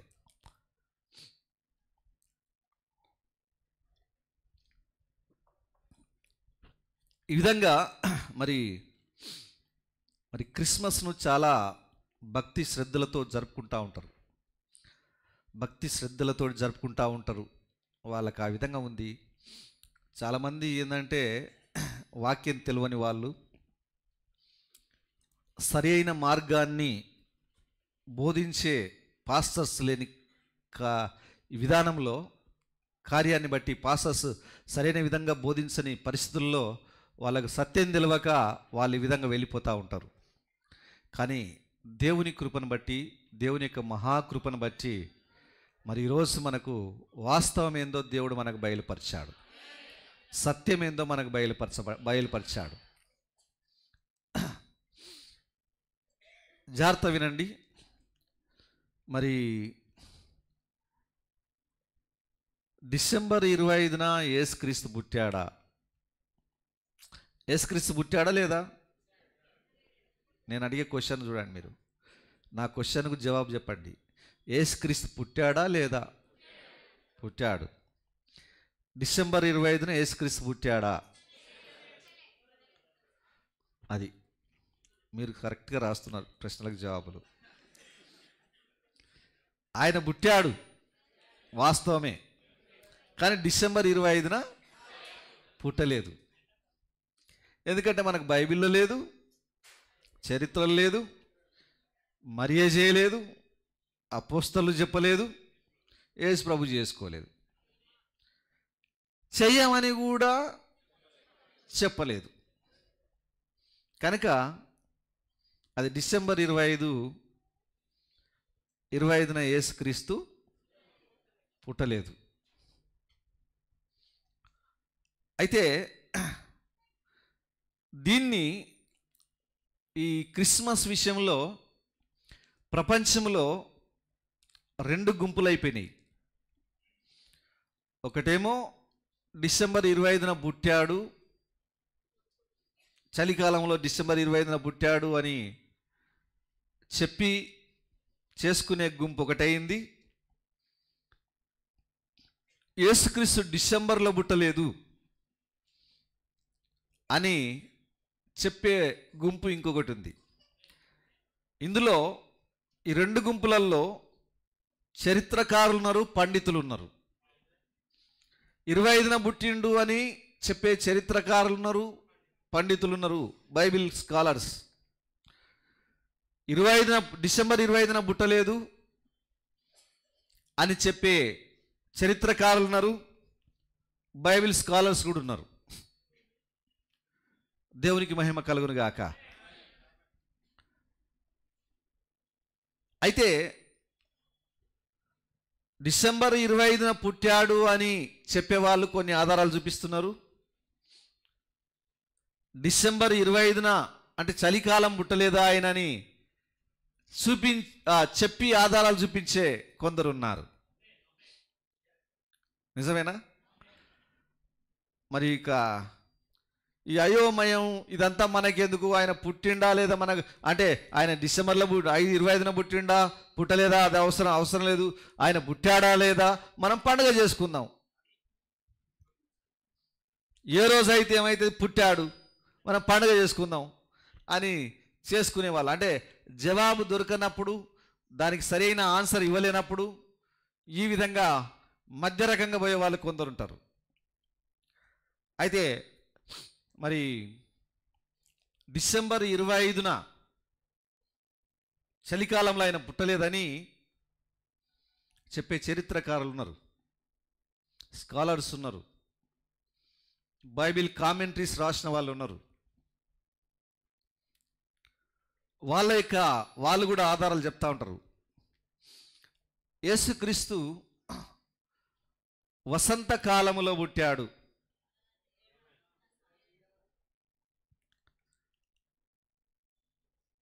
అని కొందరు చెప్తున్నారు. వసంతకాలంలో కాదు, ఆకురాలే కాలంలో పుట్టాడని కొందరు చెప్తున్నారు. ఈ వసంతకాలమైనా ఆకురాలే కాలమైనా ఈ రెండు కాలాలు డిసెంబర్కి సంబంధం లేవు. వసంతకాలం అంటే మార్చ్, ఏప్రిల్, మే, ఈ 3 నెలలు ఆ మధ్యలో అది వసంతకాలం. అది పూర్తి ఎండాకాలం కాదు. తర్వాత ఆకురాలే కాలం సెప్టెంబర్, అక్టోబర్ నెలల్లో ఉంటుంది. కొందరేమో ఆయన సెప్టెంబర్, అక్టోబర్లో పుట్టిండు యేసుప్రభు అని కొందరు అంటారు.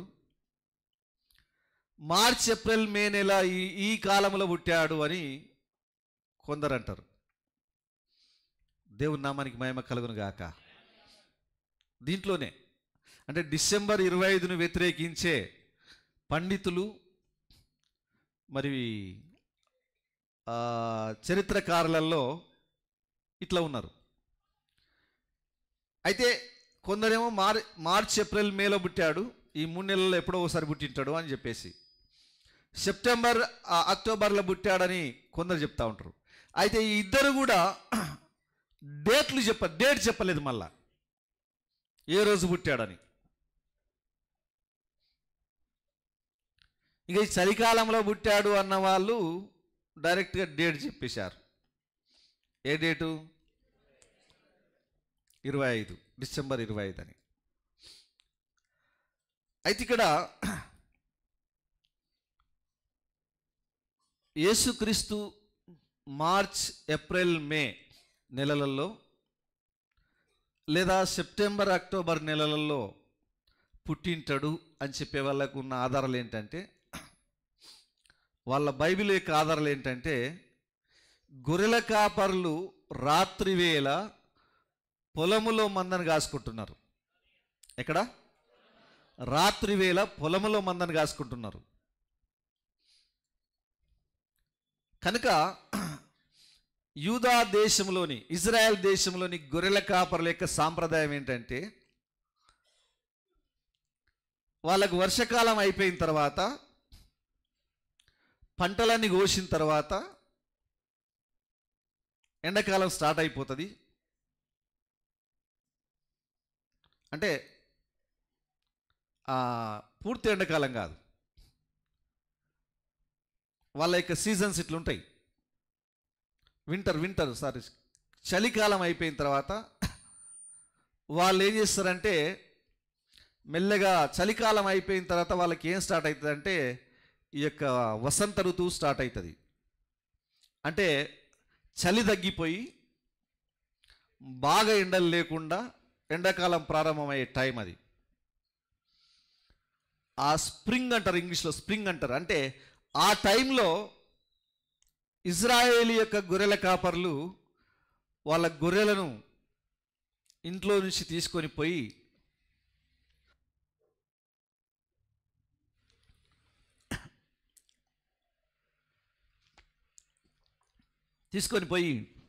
పొలంలో మేపుతూ ఉంటారు. స్పెషల్గా రాత్రిపూట వాళ్ళు పొలంలో మందలు పెట్టాలంటే పంటలు కోయాలి, పంటలు కోయబడాలి. ఆ తర్వాత మంచు లేకుండా, వర్షం లేకుండా ఉన్న టైంలో ఆ గొర్రెలను మందలు పెట్టాలి. గొర్రెల కాపర్లు ఆ విధంగా తీసుకొని పోతూ ఉంటారు. ఆ తర్వాత మళ్ళీ ఇంటికి తీసుకొస్తారు. మళ్ళీ కొందరు కూడా చెప్పేది ఏంటంటే, మళ్ళీ సెప్టెంబర్ అక్టోబర్లో కూడా తీసుకుపోతుంటారు వాళ్ళు బయటికి అని అంటారు. సెప్టెంబర్ అక్టోబర్లో కూడా తీసుకుపోతుంటారు బయటికి అని కొందరు చెప్తుంటారు. కానీ మన కాల ప్రవక్త మనకు ఏప్రిల్ మే ఆ రోజులు చెప్పేశాడు, ఆ నెలలు చెప్పేశాడు మనకు. ఎందుకంటే ఆ టైంలోనే పొలంలో గొర్రెలు రాత్రిపూట మేయడానికి, మందబెట్టడానికి అవకాశం ఉంటుంది. కనుక ఆయన పుట్టినప్పుడు గొర్రెల కాపర్లు అడవిలో ఉన్నారంటే, పొలంలో ఉన్నారంటే, రాత్రి వేళ మందని కాసుకుంటున్నారంటే అది చలికాలం కాదు అని చెప్పాడు. ఇప్పటికీ మీరు ఇజ్రాయెల్ చరిత్రను చూస్తే అదే కనబడుతుంది. గొర్రెల కాపర్లు వాళ్ళ గొర్రెలను తీసుకొని పోయేది, అడవిలో మందను కాచుకునేది మార్చ్, ఏప్రిల్, మే. ఈ యొక్క రోజులలో వాళ్ళు తీసుకొని పోతారు. కనుక అది చాలా ప్రాముఖ్యమైన ఆధారం బైబిల్ ప్రకారంగా. ఈ చలికాలంలో యూదయ కొండలలో కొన్ని అడుగుల మంచు పడుతుందట.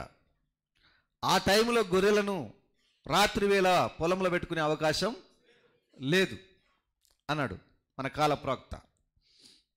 చరిత్రకారులు కూడా అది చెప్పేశారు. మన కాల ప్రవక్త ఇంకా ముందుకెళ్ళి ఏప్రిల్ నెలలోనే జీవం వచ్చేది. జీవం అంటే గొర్రెలు జన్మించేది. ఈయన కూడా గొర్రె పిల్ల కనుక ఆయన కూడా అప్పుడే జన్మించడని చెప్పేసి అన్నాడు చాలా స్పష్టంగా. ఈ కార్యాలు మన ప్రవక్త మాట్లాడాడు. నిజమే,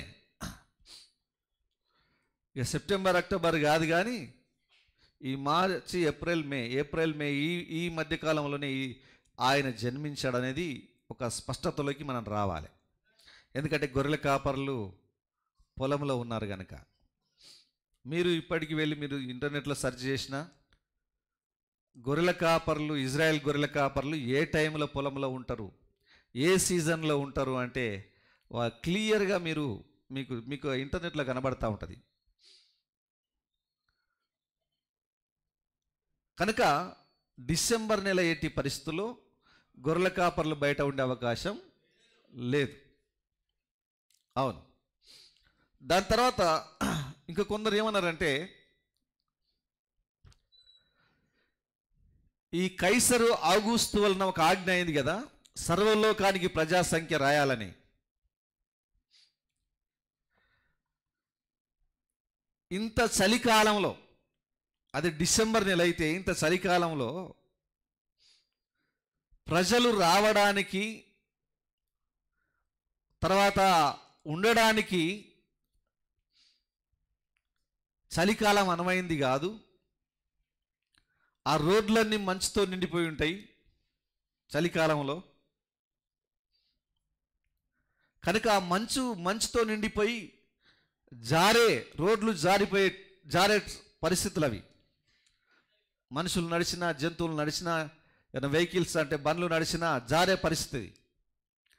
కనుక అలాంటి ఇబ్బందికరమైన వాతావరణంలో ఆయన ఆజ్ఞ ఇయ్యలేదు.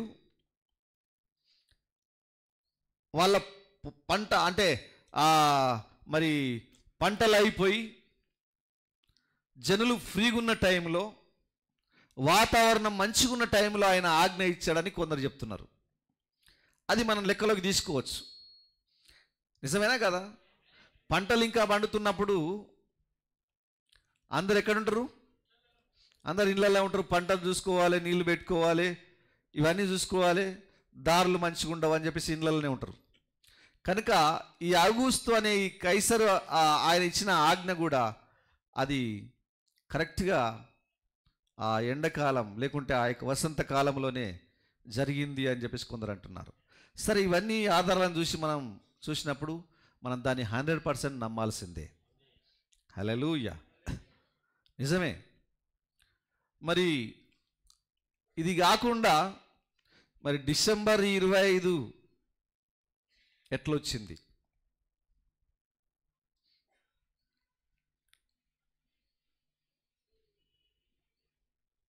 దాదాపుగా 300 సంవత్సరాలు, యేసుప్రభు పుట్టిన తర్వాత 300 సంవత్సరాలు, 350 సంవత్సరాలు అసలు క్రిస్మస్ పండుగనే లేదు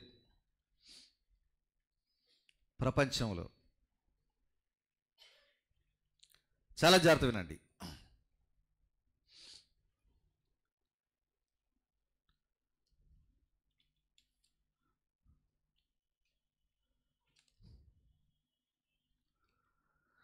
అయితే ఈ డిసెంబర్ 25 గురించి మరి చాలా కార్యాలు ఉన్నాయి. ఒకవైపు యేసుప్రభు పుట్టిన తేదీ డిసెంబర్ 25 అని మనకు బైబిల్లో కానీ చరిత్ర లేనప్పుడు ఇది ఎక్కడి నుంచి వచ్చిందని మనం చూసినప్పుడు, ఆ డేట్ని ఎవరు ఫిక్స్ చేశారని చూసినప్పుడు, అప్పుడు రోమన్స్, క్యాథలిక్స్ ఆ డేట్స్ని ఫిక్స్ చేశారు. కాన్స్టాంటినోపిల్ అనే వ్యక్తి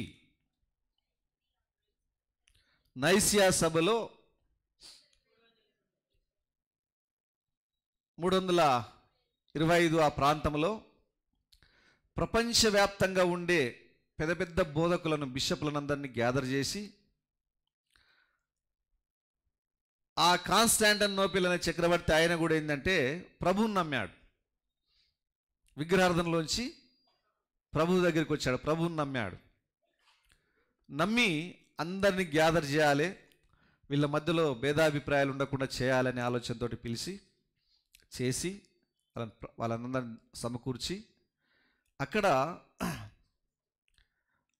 నైసిన్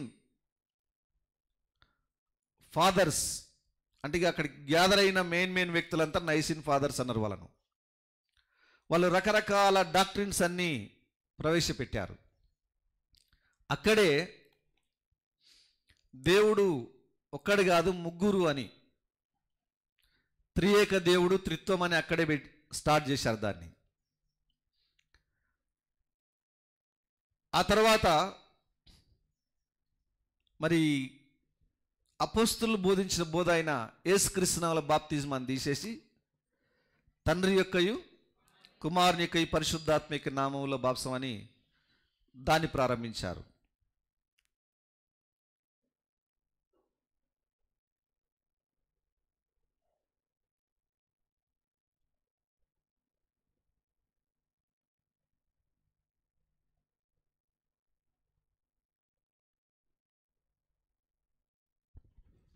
అప్పుడే ఆ కాన్స్టాంటినోపిల్ అనేవాడే, ఆయన అంతకుముందు రోమన్ గనుక, రోమేయుడు గనుక, రోమీయులు డిసెంబర్ 25న క్రీస్తు జన్మదినాన్ని చేసుకునేవాళ్ళు, పండుగ చేసుకుంటారు. సూర్యదేవుని పండుగ దినాన్ని డిసెంబర్ 25న సూర్యదేవుని పండుగ దినాన్ని చేసుకుంటారు వాళ్ళు, జన్మదినం అని. అది వాళ్ళకు ఒక పెద్ద పండుగ రోమీయులకు. అప్పుడు ఎప్పుడైతే ఈయన కాన్స్టాంటినోపిల్ అనే వ్యక్తి యేసుక్రీస్తుని నమ్మాడో, ఆ సందర్భంలో ఏం జరిగిందంటే అతడు ఒక మాట చెప్పాడు.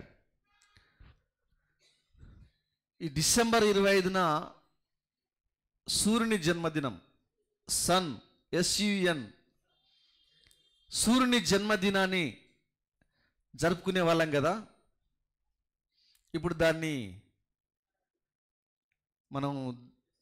దానికి బదులుగా యేసుక్రీస్తు జన్మదినాన్ని, కుమారుని జన్మదినాన్ని జరుపుకుంటే బాగుంటుందని చెప్పేసి ఆ డిసెంబర్ 25న సూర్యదేవుని జన్మదినంలో జరిగే ఆ పండుగ దినాన్ని యేసుక్రీస్తు జన్మదినంగా మార్చేశాడు. హల్లెలూయా. దీన్ని చాలామంది పండితులు కూడా ఒప్పుకుంటున్నారు. నా దగ్గర కూడా కొన్ని ఆధారాలు ఉన్నాయి. మన తెలుగు పండితులు చాలామంది ఉన్నారు ఇక్కడ. ఒక ఆయన ఎడ్వర్డ్ కుంటం, ఒక ఆయన ఉన్నాడు, ఆయన కూడా చెప్తున్నాడు ఈ డిసెంబర్ 25 అనేది కాన్స్టాంటినోపిల్ ప్రతిపాదించిన దినం అది అన్నాడు ఆయన. అయితే ఆయన ఏం చెప్తున్నాడంటే,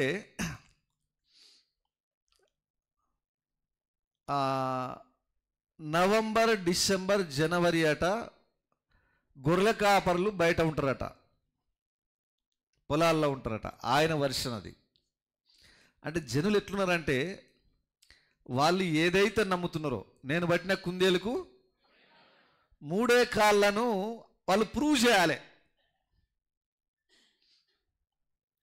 నేను పట్టిన కుందేలకు 3 కాళ్ళని వాళ్ళు ఇక ఎవరు 3 కాదురా బాబు 4 అంటే కూడా వినరు.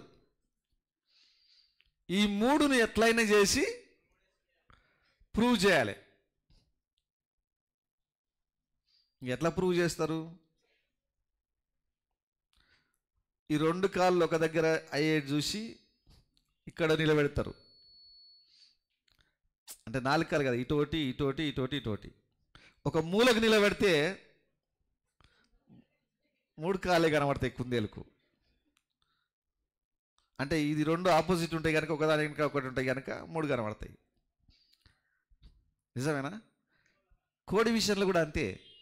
సైడ్ నుంచి చూస్తే ఒక కాళ్ళలాగా కనబడుతుంది, ముందు నుంచి చూస్తే. అంటే మనం చూసే విధానంలో రైట్ ప్లేస్లో ఉండి చూడాలి. దేవుని నామానికి మహిమ కలుగును గాక. నేను పట్టిన కుందేలకు 3 కాళ్ళు అన్నట్లు వీళ్ళు డిసెంబర్ 25న యేసుక్రీస్తు పుట్టిన తేదీ అని ప్రజలందరూ నమ్ముతున్నారు. మనం కూడా అదే పండుగ చేసుకుంటూ వస్తున్నాం కనుక ఏది ఏమైనా ఎత్తనన్నా చేసి దాన్ని డిసెంబర్ 25 యేసుప్రభు పుట్టాడు అని చెప్పేసి ప్రూవ్ చేయడానికి రకరకాల ప్రయత్నాలు చేస్తున్నారు.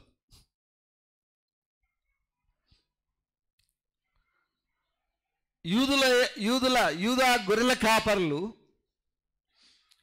వాళ్ళ యొక్క గొర్రెలను తీసుకుపోయే సాంప్రదాయం మార్చ్, ఏప్రిల్, మే అయితే ఈయనేమంటున్నాడంటే నవంబర్, డిసెంబర్, జనవరి అంటున్నాడు. నవంబర్, డిసెంబర్, జనవరి అని ఈయన అంటే వాళ్ళకి ఏమవుతుంది? డిసెంబరే కదా. ఇక నవంబర్, డిసెంబర్, జనవరి ఈ టైంలో వాళ్ళు బయట ఉన్నారు కనుక డిసెంబర్లో పుట్టిండు.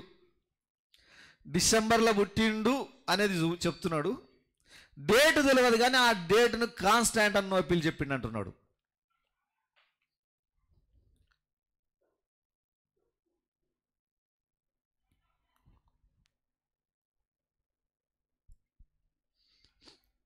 నిజమేనా?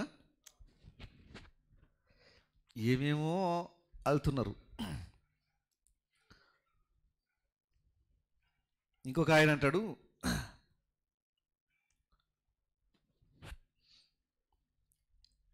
ఆ యొక్క ఇది తీసుకున్నాడు, సర్వలోకానికి ప్రజాసంఖ్య రాయాలి కదా. అది ఎప్పుడు అంటే కురేనియా సిరియా దేశమునకు అధిపతి అయి ఉన్నప్పుడు. కురేనియా అనేవాడు సిరియా దేశానికి అధిపతిగా ఉన్నప్పుడు ఈ జనాభా లెక్కలు రాయబడ్డాయి. అవి మొన్ననే దొరికినాయి. అవి ఆ పత్రాలు. ఆ పత్రాలలో ఏముందంటే డిసెంబర్ 25న యేసుప్రభు పుట్టినట్టు రాయబడ్డది అంటున్నాడు ఆయన. ఎట్లుందో చూడండి కథ. ఇంకా ఈయనకు గొర్రెల కాపర్ల గురించి అవసరం లేదు, ఇక ఇవన్నీ ఆయనకు అవసరం లేదు. ఆయనకి ఎక్కడనో దొరికినాయట అవి. మరి అవి దొరికినాయి మంచివేనా? ఎవరు రాసిండ్రు? ఆ జనాభా రాసిన కదా అప్పుడు. ఆ జనాభా రాసినప్పుడట ఆయన జన్మ గురించి అందులో రాయబడిందట. అదుగా అబద్ధం. ఆయన అది చెప్తాడు. ఇంకొక ఆయన అంటాడు, ఆయన పుట్టినప్పుడు నక్షత్రాలు వచ్చినాయి కదా. నక్షత్రాలు వరుసగా 3 ఒక కక్షలోకి వచ్చినప్పుడు ఒక నక్షత్రంలా కనబడతాయి. ఖగోళ శాస్త్రవేత్తలు చెప్పిండ్రు డిసెంబర్ 25నే ఆ 3 నక్షత్రాలు ఏకంగా వచ్చినాయి అని చెప్పేసి అంటాడు ఆయన. అదొక అబద్ధం. హల్లెలూయా. ఇంకొక ఆయన అంటాడు, క్యాలెండర్ లెక్కలు చాలా ఉన్నాయి అని ఏమేమో లెక్కలు చేసి చూపించాడు. అన్నీ చూసిన నేను. అభియా తరగతి అని ఒకటి ఉంటుంది. దానిపైన అప్పటి క్యాథలిక్స్ అంతా బాగా పరిశోధన చేసి అది చేశారని చెప్పేసి అంటాడు. అది ఒకవేళ వీలైతే నేను దాన్ని జస్ట్ మీకు ఎక్స్ప్లెయిన్ చేస్తాను. ఒకసారి మీరు లూకాసు వార్త, ఇవి జస్ట్ మీకు ఐడియా ఉండాలి. చాలామందికి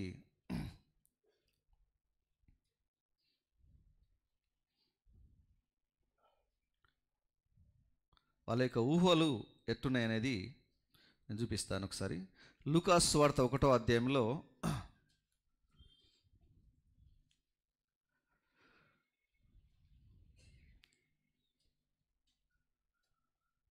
5వ వచనం.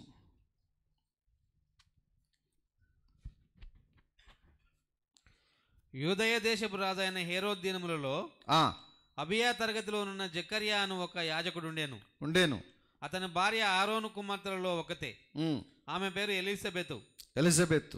వీరిద్దరూ ప్రభు యొక్క సకలమైన ఆజ్ఞల చొప్పునను. చాలు. ఈ జకర్యా అబియా తరగతిలో ఉన్నాడు అని చెప్తారు. అబియా తరగతిలో ఉన్న జకర్యా అంటే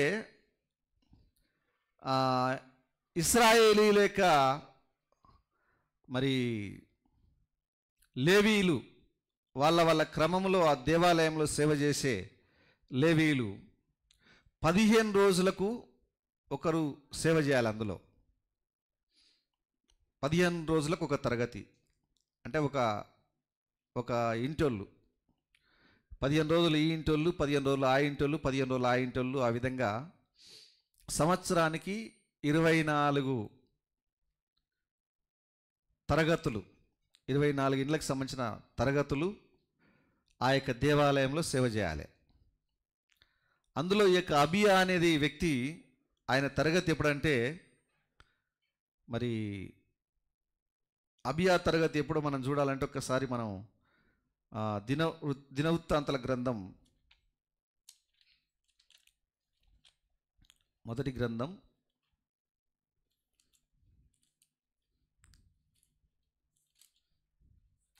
24వ అధ్యాయంలో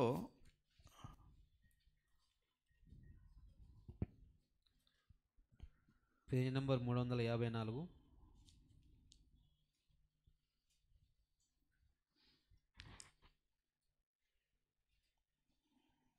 6 నుంచి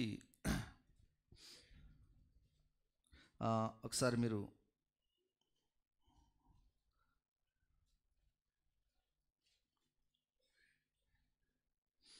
ఇవన్నీ మీకు అర్థం చేసుకోవడానికి 4 వచ్చిన చదవండి ఒకసారి.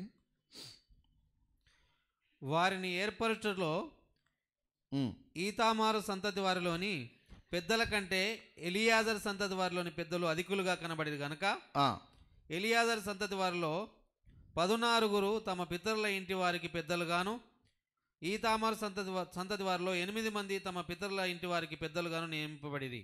ఈ 16 అంటే 16 మంది, ఈ యొక్క 8 మంది ఎంతమంది? 24 మంది.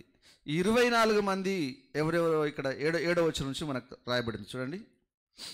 మొదటి చీటి యెహోయారీబునకు, రెండవది యెదాయాకు, మూడవది హారీమునకు, నాలుగవది షెయేరీమునకు, ఐదవది మల్కియాకు, ఆరవది మియామినకు, ఏడవది అక్కోజునకు, ఎనిమిదవది అభియాకు, తొమ్మిదవది యెహోషువకు, 10వది షెకన్యాకు, 11వది ఎల్యాషీబునకు, 12వది యాకీమునకు, 13వది ఉష్పాకు, 14వది యెషెబాబునకు, 15వది బిల్గాకు, 16వది ఇమ్మేరునకు, 17వది హెజీరునకు, 18వది అప్పిస్సేసునకు, 19వది పెతహాయాకు, 20వది ఎహెజ్కేలునకు, 21వది యాకీనునకు, 22వది గామాలునకు, 23వది దెలయ్యాకు, 24వది మయజ్యాకు పడెను. చాలు.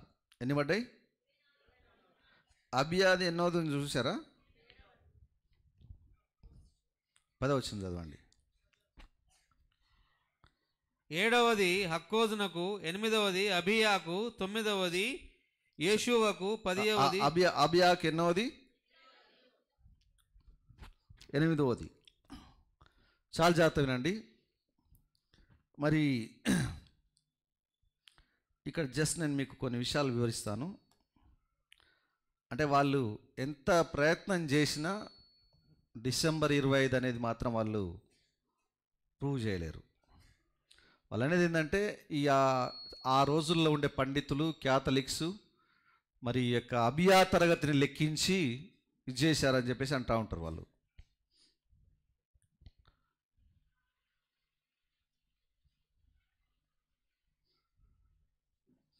ఇక్కడ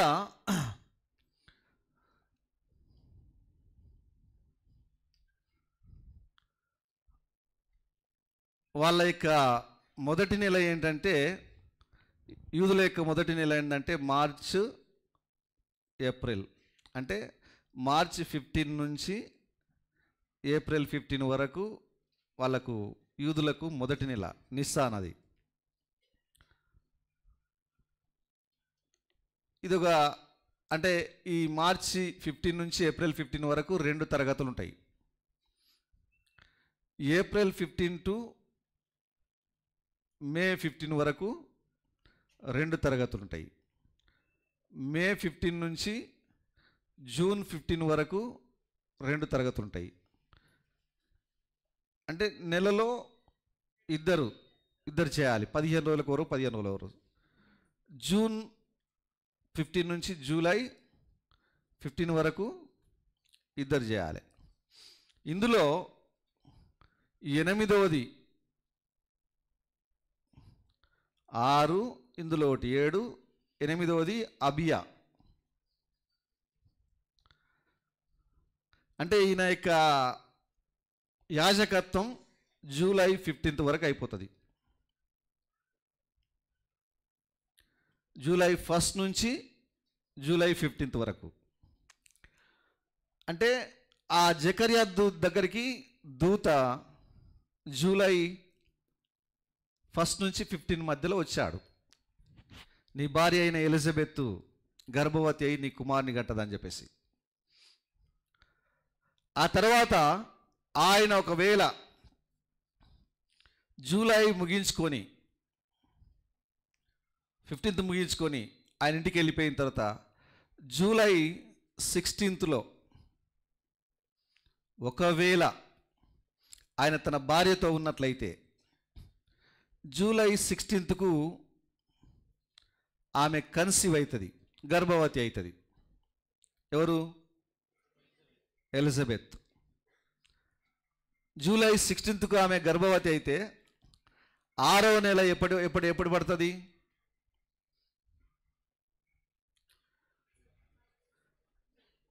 July, August, September, October, November, December, జనవరి. అంతేనా? ఓకే, కరెక్టేనా లెక్క? ఓకే, జూలై 16 నుంచి ఆగస్టు 16 వరకు ఒక నెల. ఆగస్ట్, ఓకే, 1, 2, 3, 4, 5, 6, 6వ నెల. అంటే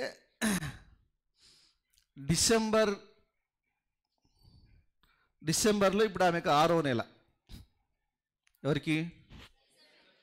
ఎలిజబెత్కు. అప్పుడు ఎలిజబెత్కు 6వ నెల అయినప్పుడు అప్పుడు గబ్రియల్ దూత మరియ దగ్గరికి వచ్చింది. వచ్చి నీవు కుమారునికి జన్మనిస్తావు అని చెప్పడం జరిగింది. యేసు ప్రభు గురించి చెప్పడం జరిగింది. అంటే ఫర్ ఎగ్జాంపుల్ ఈ యొక్క 6వ నెలలో అంటే ఈ డిసెంబర్ నెలలో యేసు ప్రభు ఆమె గర్భం ధరించినట్లయితే ఇంకొక 9 నెలలు పెట్టుకోండి, 9 నెలలు దాటుతాయి అనుకోండి. అప్పుడు మనం ఏ నెల వరకు పోవచ్చు? ఫిబ్రవరి, March, April, May, June, July, August, September, October. అంటే ఆయన ఎప్పుడు జన్మించి ఉండాలి? యేసు ప్రభు అక్టోబర్లో జన్మించి ఉండాలి. ఆ లెక్క ప్రకారం ఇక వాళ్ళు ఏదో చెప్పి తప్పుడు లెక్కలు చెప్పి ఓ నెల దాటేసి ఇంకో దగ్గరికి వెళ్ళి మెల్లగా డిసెంబర్ తీసుకొచ్చిన వాళ్ళు అక్టోబర్లో జన్మించాలి ఆ లెక్క ప్రకారం. అయితే ఆమె జూలై 16కు కన్సీవ్ అయితే, ఎవరు? ఎలిజబెత్ జూలై 16 గర్భవతి అయితే ఈయన అక్టోబర్ 6 నెలల్లో జన్మించాలి యేసు ప్రభు. కానీ ఆమె కన్సీవ్ అయిన డేట్ లేదు మరి బైబిల్లో. ఆమె గర్భవతి అయిన డేటు లేదు. ఆమె జూలై నెలలో అయిందా, ఆగస్టులో అయిందా, సెప్టెంబర్లో అయిందా, అక్టోబర్లో అయిందా? ఆయన తరగతి అయిపోయిన తర్వాత ఆయన ఇంటికి వచ్చాడు, తర్వాత ఆమె గర్భవతి అయింది. అని అది జూలైలో అయినట్లు ఆగస్టులో అయినట్లు మనకు తేదీలు లేవు. కనుక ఇవన్నీ వాళ్ళు ఏదో దొంగ లెక్కలేసి వాళ్ళు నమ్మే డిసెంబర్ 25ను ప్రూవ్ చేయడానికి అది చేశాడు. అలాంటి లెక్కలు వేసి పెట్టుకున్నారు. అవేవో క్యాలెండర్లని అవన్నీ ఇవన్నీ ఆ రోజుల్లో బాగా లెక్కలు చేసిరని చెప్పి చేస్తున్నారు. ఇదంతా ఏంటంటే సాతాను యొక్క అబద్ధాన్ని నమ్మి దాన్ని ప్రూవ్ చేయడానికి ఏమేమో చేస్తున్నారు. దయచేసి సోదరి సోదరులారా చాలా జాగ్రత్త మీరు ఈ కార్యాలను గమనించండి.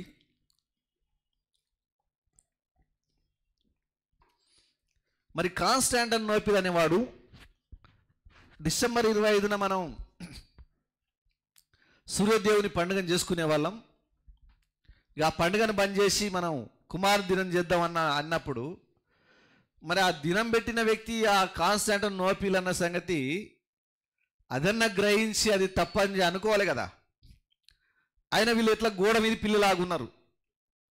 అది రైట్ అన్న కానీ రాంగ్ అన్న కానీ ఆయన పుట్టిండా లేదా, మనం జరుపుకోవాలన్నా లేదా అని పెట్టిండ్రు.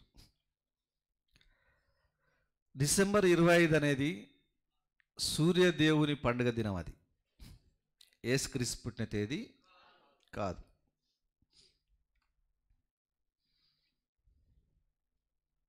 మనకు ఈ ఆధారాలు ప్రాముఖ్యమైనవి. గొల్లవాళ్ళు పొలంలో ఉండేది. రెండవది ఆ యొక్క ప్రజాసంఖ్య రాయడానికి అనువుగా ఉండే కాలం. అవి మనం బేస్ చేసుకోవచ్చు. అన్నిటికంటే ముఖ్యంగా మన కాల ప్రవక్త విలియం బ్రెన్నాం గారు, ఆయన ఆదిమ అపోస్తుల బోధను పునరుద్ధరించిన వ్యక్తి. ఆయన ఆ పునాదిని తిరిగి కట్టిన వ్యక్తి. ఏదైనా ఉంటే ఆయనే మనకు చెప్పాలి. కానీ సాతాను యొక్క అబద్ధాన్ని ఖండించిన వ్యక్తి మన కాల ప్రవక్త. హల్లెలూయా. యేసుక్రీస్తు నామములో బ్యాప్టిజం పొందని వ్యక్తి, యేసుక్రీస్తు నామములో బ్యాప్టిజం అపోస్తుల బోధన నమ్మని వ్యక్తి ఏ అబద్ధంలోకైనా వెళ్తాడు, ఏదైనా మాట్లాడతాడు, అది సత్యమని నమ్మి ప్రూవ్ చేయడానికి ప్రయత్నం చేస్తుంటాడు. కనుక రోమన్ క్యాథలిక్ చర్చ్ అనేది రాంగ్ డాక్ట్రిన్లోకి వెళ్ళి బ్యాప్టిజం ఫార్ములాని తీసేసి ముగ్గురు దేవుళ్ళని ప్రతిపాదించడం, ఇవన్నీ 3వ శతాబ్దంలో జరిగినాయి. సూర్యదేవుడు సృష్టిలో ప్రధాన వస్తువు సూర్యుడు. దానికి కూడా చరిత్ర ఉంది. వాళ్ళు సూర్యదేవుని పండుగను ఎందుకు జరుపుకునే వాళ్ళని, సూర్యదేవుని పండుగను ఎందుకు జరుపుకునే వాళ్ళంటే ఆ రోజు మరి నిమ్రోదు కాలంలో వాడు చాలా తెలివిగలవాడు. అప్పుడు ఏం చేసిందంటే ఇక డిసెంబర్ నెలలో సూర్యుడు అతి తక్కువ సమయం కనబడి రాత్రి ఎక్కువ సమయం ఉండేది. మాయిపోద్దు అంటారు కదా. ఆ విధంగా ఉన్నప్పుడు ప్రజలకు చెప్పిండట, సూర్యదేవునికి కోపం వచ్చింది మీరు చేసిన పాపాలను బట్టి.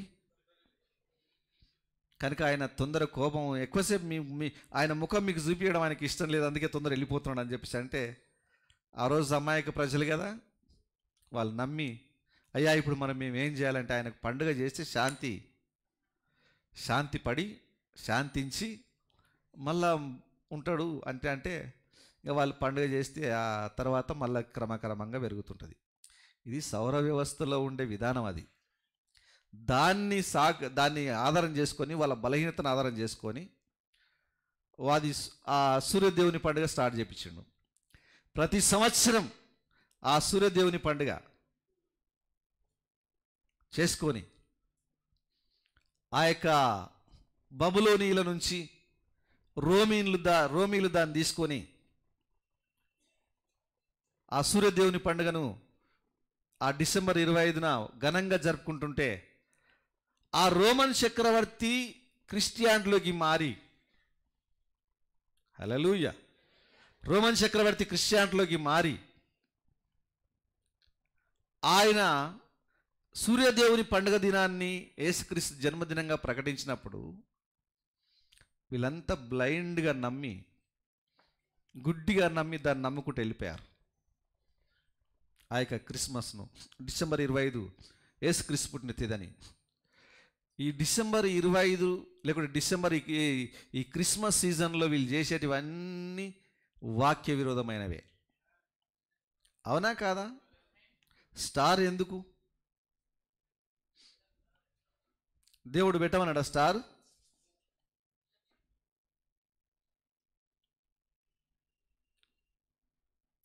తర్వాత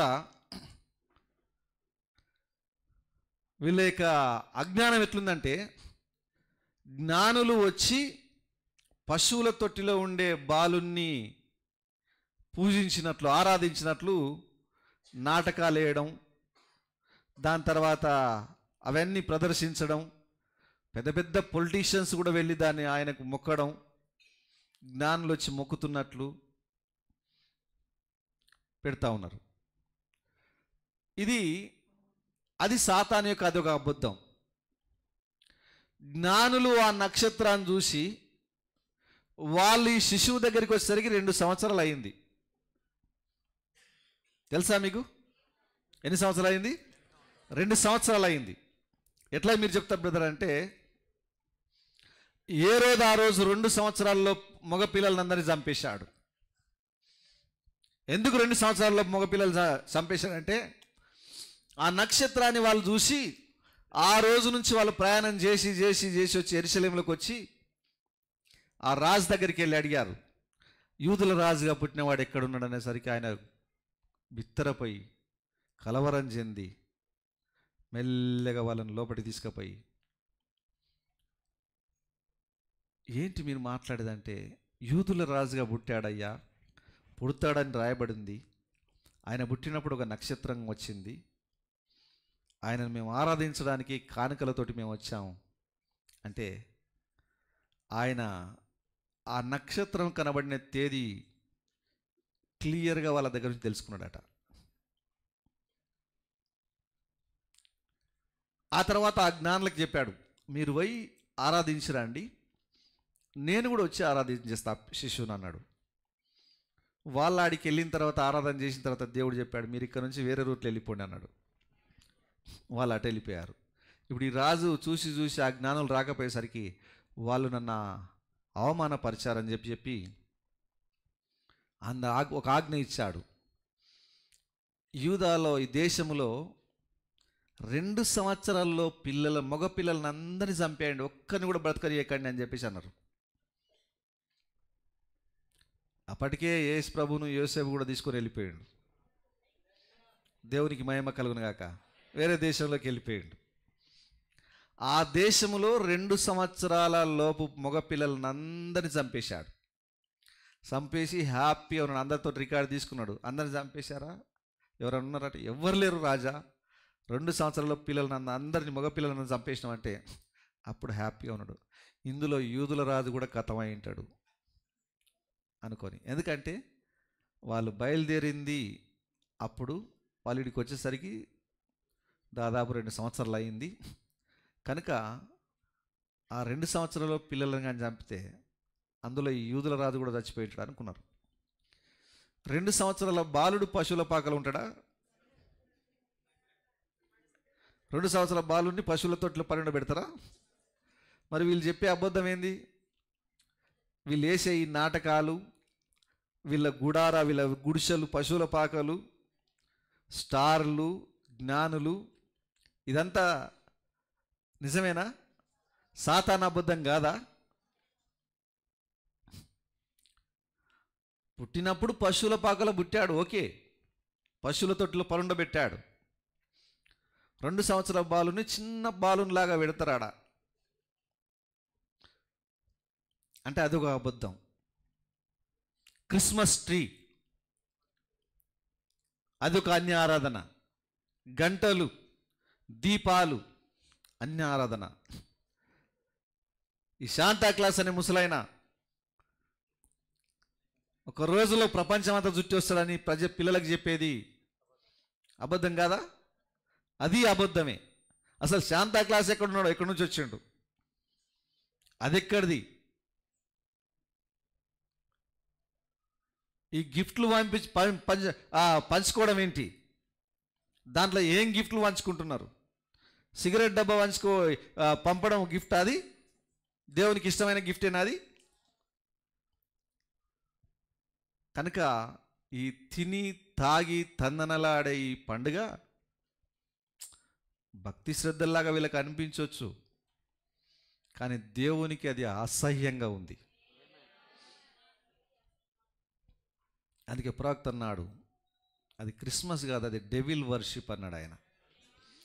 దయ్యము ఆరాధింపబడే రోజు ఇది అన్నాడు ఆయన. దేవుడు ఆరాధింపబడేది కాదు, దేవుడు ప్రతిరోజు ఆరాధించాలి. క్రైస్ట్ మాస్, క్రిస్మస్ అంటే క్రైస్ట్ మాస్, క్రీస్తును ఆరాధించడం అనేది ప్రతిరోజు మనం చేయాలి. ఇక మన క్రైస్తవులు ఏం చేస్తున్నారంటే సంవత్సరానికి ఒకసారి పుట్టించి, సంవత్సరానికి ఒకసారి చంపి, సంవత్సరానికి ఒకసారి సిలువకేసి, మళ్ళీ ఓ రోజు లేపి,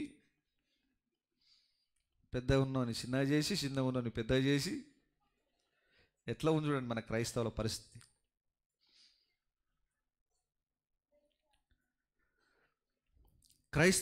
మన క్రైస్తవులు ఈ విధంగా ఇటు క్రిస్మస్, ఇటు ఈస్టరు, ఇటు తర్వాత ఇంకా గుడ్ ఫ్రైడే, కోతకాల పండుగలు, మఠలాదివారాలు, ఇవన్నీ వీళ్ళు చేసుకుంటా వీళ్ళున్నారు. క్యాథలిక్స్ అయితే ఇక రకరకాల పండుగలు చేస్తారు వాళ్ళు. ఈ క్రైస్తవులలోనే ఇంకొక తెగ ఏముందని ఎట్లున్నారంటే యూదుల పండుగలు చేసే క్రైస్తవులు ఉన్నారు. అవన్నీ చేస్తున్నారు. పస్కా పండుగ, పర్ణశాలలు, గుడ, ఇవన్నీ వాళ్ళు చేస్తున్నారు. యూదుల పండుగలు చేసే క్రైస్తవులు ఉన్నారు, అన్యుల పండుగలు చేసే క్రైస్తవులు ఉన్నారు. కానీ మనకు బైబిల్లో ప్రకారంగా యూదుల పండుగలు లేవు, అన్యుల పండుగలు లేవు, క్రైస్తవుల పండుగలు లేవు. ఏ పండుగలు మనకు కొత్త నిబంధనలు మనకు లేనే లేవు. దాన్ని మనం గమనించాలి, గ్రహించాలి. అయితే ఇక లేవు అంటే కొందరికి చాలా బాధ ఉంటుంది. అట్లీస్ట్ వాళ్ళకు అన్నీ ఉన్నాయి. ఒక ఆయన అంటాడు, పాస్టర్ గారు మనకు ఒక్కటే పండుగ కదా, పెద్ద పండుగ, అది చేసుకోవాలి కదా అంటాను. అంటే ఒక సంఘశాఖ వ్యక్తి, మనకున్నది ఒకటే పండుగ, పెద్ద పండుగ, అది చేసుకోకుంటే ఎట్లా అన్నాడు. ఎట్లా, ఏం చేసుకోకుండా ఏమవుతుంది? యేసు ప్రభు ఏమైనా కొడతాడా నిన్ను? చర్చ నుంచి ఎలగొడతాడా? నేను పరలోకం తీసుకుపోడా? చేసుకుంటేనే ప్రాబ్లం, చేసుకుంటేనే ప్రాబ్లం. అందుకే మనం అందరం ఇక్కడికి పాత బట్టలతో వచ్చినాం. అవునా? పాత బట్టలతో వచ్చినాం. మన ఇంట్లో చికెన్లు, మటన్లు ఏముండవు, స్టార్లు గీర్లు ఏముండవు. అసలు ఎవరైనా చూస్తే సైతాన్, ఎవరైనా చూస్తే అసలు వీరు క్రిస్టియన్సేనా? కొందరు స్పెషల్గా పరిశోధన చేస్తారు తెలుసా మన పైన. క్రైస్తవులను ఖండించే వీళ్ళు క్రైస్తవులేనా, లేకుంటే వీళ్ళు ఏదైనా టెర్రరిస్ట్ గ్రూపా, స్పెషల్గా ఏమైనా తయారు చేస్తుండ్రా వీళ్ళు? అదో రకమైన ఫోకస్ మన పైన పెట్టున్నారు వాళ్ళు. ఒక ఆయన అన్నాడు, అయితే మీరు నిజమైన క్రైస్తవులన్న కావాలి, లేకుంటే టోటల్ ఫేక్ క్రిస్టియన్స్ అయినా ఉండాలన్నాడు. నకిలీ క్రైస్తవులన్నా ఉండాలన్నాడు. లేదా మీరు నిజమైన క్రైస్తవులన్నా ఉండాలన్నాడు. అయితే సైతానుకు చాలా స్పష్టంగా తెలుసు మన గురించి. లోకంలో ఎవ్వరికి లేని స్పష్టత అపవాదికి ఉంది. మనం ఏం మాట్లాడుతున్నాం, ఏం చేస్తున్నాం. మనం బైబిల్ తెరిచినామంటే వానికి మంట, వర్తమానం తీసినామంటే వానికి మంట. నిజమేనా? కనుక క్రిస్మస్ పండుగ అనేది బిలాం బోధ. అది బిలాం ఎట్లయితే పాత నిబంధనలో ఇజ్రాయెల్ అందరినీ వాళ్ళందరికీ ఆహ్వానం పంపి బయలుదేవుని పండుగకు ఆహ్వానించి ఆ విగ్రహారాధనను, బహుదేవత ఆరాధనను ఆ యొక్క యూదులకు పరిచయం చేసినట్లు. బయలుదేవుడు ఎవరు? విగ్రహారాధన అనే దేవుడు. ఆ బయలుదేవుడే సూర్యదేవుడు. అతన్ని ఇజ్రాయెల్కి పరిచయం చేశాడు. ఆ పండుగను, ఆ విందులను ఇజ్రాయెల్కి పరిచయం చేశాడు. ఆ పరిచయం చేసింది ఎవరంటే బిలాం. ఎట్లా బిలాం? డైరెక్ట్ చేయలే. బిలాం బాలాకు రాజుకు సలహా ఇచ్చిండు. ఇట్లా యూదులను, ఇజ్రాయెళ్లను నీవు ఏం చేయలేవు, నేనేం చేయలేను. దేశంలోనే పెద్ద సోదెగాని నేనే ఏం చేయలేను, నువ్వు ఏం చేయలేవు. వాళ్ళతో మేఘస్తంభం ఉంది, అగ్నిస్తంభం ఉంది, ఒక ప్రవక్త ఉన్నాడు. కనుక నువ్వేం చేయాలంటే వాళ్ళ దేవుడు వాళ్ళని చంపేటట్లు నువ్వు చేయాలంటే ఒక ప్లాన్ చేయాలి. వాళ్ళని నువ్వు బయలుదేవుని పండుగ చేసుకో, బయలుదేవుని పండుగకు వాళ్ళని ఆహ్వానించు. వాళ్ళు వస్తారు, తింటారు, తాగుతారు, తందనాలాడతారు. అప్పుడు వాళ్ళ దేవుడు వాళ్ళని చంపుతాడు. అది తప్ప నువ్వు నేను చేసేది ఏం లేదన్నాడు. అది రహస్యంగా బాలాకు చెప్పిండు బిలాం. అది బిలాం బోధ. పండుగలకు ఇన్వైట్ చేసి పండుగలను పరిచయం చేయడం, బయలును పరిచయం చేయడమే బిలాం బోధ. అదే బిలాం బోధ మనకు దేవుడు ప్రకటన గ్రంథంలో పెర్గమ సంఘకాలంలో చెప్తున్నాడు. పెర్గమ సంఘకాలం అనేది ఎప్పుడు స్టార్ట్ అయింది? 312 నుంచి 606 వరకు పెర్గమ సంఘకాలం ఉంది. 312లో స్టార్ట్ అయితే 325లో ఈ కాన్స్టాంటినోపిల్ అనేవాడు క్రైస్తవులందరినీ, ప్రపంచవ్యాప్తంగా ఉండే పెద్ద పెద్ద బోధకులందరినీ పిలిచి ఈ యొక్క అన్యత్వాన్ని, అంటే ముగ్గురు దేవుళ్ళు, తండ్రి, కుమార, పరిశుద్ధాత్మ అనే దాన్ని పరిచయం చేసి ఈ సూర్యదేవుని పండుగను క్రిస్మస్గా మార్చి, క్రీస్తుని జన్మదినంగా మార్చి ఆ పండుగను పరిచయం చేయడం వల్ల ఆ బోధ ఎవరిదో కాదు, కానీ అది బిలాం బోధ. అది బిలాం బోధను అనుసరించేవారు దేవుని రాజ్యంలోకి వెళ్ళే అవకాశం లేదు. బిలాం బోధను పాటించిన వారిని దేవుడు చంపాడు, బిలామును చంపేశాడు. కనుక మనం నిజమైన వాక్యాన్ని, వాస్తవాన్ని, సత్యాన్ని మనం వెంబడించాలి మన జీవితంలో. ప్రియులారా, మరి మనకి ఏ పండుగ లేదు, యూదుల పండుగ లేదు, అన్యుల పండుగ లేదు. ఆ పండుగ పూట ఏమొస్తుంది మనకి? ఇంత తింటాం, కొత్త బట్టలు వేసుకుంటాం, అవునా? ఆ కొత్త బట్టలు ఎప్పుడన్నా వేసుకోవచ్చు మనం. ఆదివారం వేసుకోవచ్చు, ఎప్పుడైనా వేసుకోవచ్చు. తినడం కూడా నువ్వు ఎప్పుడైనా మంచి బిర్యానీలు చేసుకొని తినవచ్చు, ప్రాబ్లం ఏం లేదు. తినడం కడుపుకు, శరీరానికి బట్టలు, అది ఒక సంతోషంగా అంతే. దాంట్లో నీకు వచ్చే ఆశీర్వాదాలు, స్పెషల్గా క్రిస్మస్ చేసే స్పెషల్ బ్లెస్సింగ్స్ ఏమి దిగిరావు నీకు. చేయకుంటే ఆ బ్లెస్సింగ్స్ ఏమి నీ దగ్గర నుంచి పోయేటివి ఏమి, చేయకుంటేనే బ్లెస్సింగ్స్ ఎక్కువ వస్తాయి నీకు. అవును ప్రియులారా, నిజమగు క్రిస్మస్ అంటే క్రీస్తును ఆరాధించడం. దావీదు పట్టణమందు నేడు రక్షకుడు మీ కొరకు పుట్టి ఉన్నాడు. ఈరోజు నిన్ను నీవు దేవునికి సమర్పించుకొని సామాన్యునిగా దీనునిగా ఉన్నట్లయితే ఆయన నీ లోపటికి వస్తాడు. ఆయన నిజమేనా? అదే ప్రవక్త 7వ ముద్రలు అనేది అదే. ఇది చాలా సింపుల్గా ఉంది, సామాన్యతలో ఉంది. ఇది ప్రభు పశువుల పాకలో జన్మించినట్లుగా ఉంటుంది అన్నాడు ఆయన. ఆ పశువుల పాక ఏంటో కాదు, మన హృదయం, మన శరీరం, ఇదే ఒక పశువుల పాక. దీంట్లో ఉన్నంత పెంట కంపు వాసనగా ఇక బయట ఎక్కడ ఉండదు. నీ ఆలోచనలు, నీ కార్యాలు, నీ తలంపులు, నీ ఊహలు, నీ జ్ఞాపకాలు, ఈ పెంటంతా నువ్వు చేసే పాపం, ఈ శరీరం, ఇది ఇంతకంటే భయంకరమైన కంపు కొట్టేది లేదు అసలు. అయినా యేసుక్రీస్తు ఈ పశువుల పాకలోకి రావాలనుకుంటున్నాడు ఆయన. అవును ప్రియులారా, ఆయన ఎప్పుడైతే నీ లోపలికి వస్తాడో అదే నీకు నిజమైన క్రిస్మస్. ఆయన రానంత వరకు అసలు నీ క్రిస్మస్ మాట ఎత్తే అర్హత కూడా నీకు లేదు.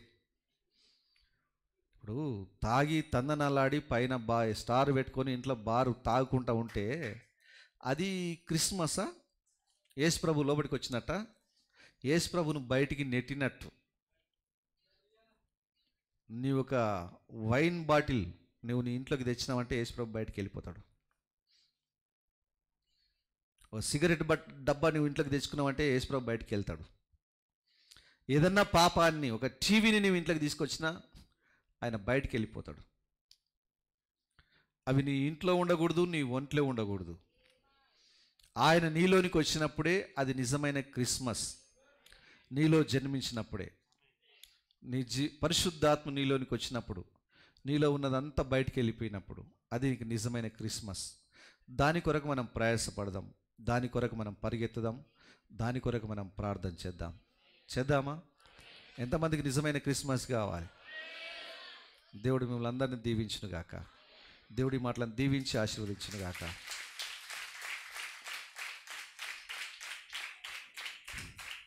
లేస్లో పడదాం.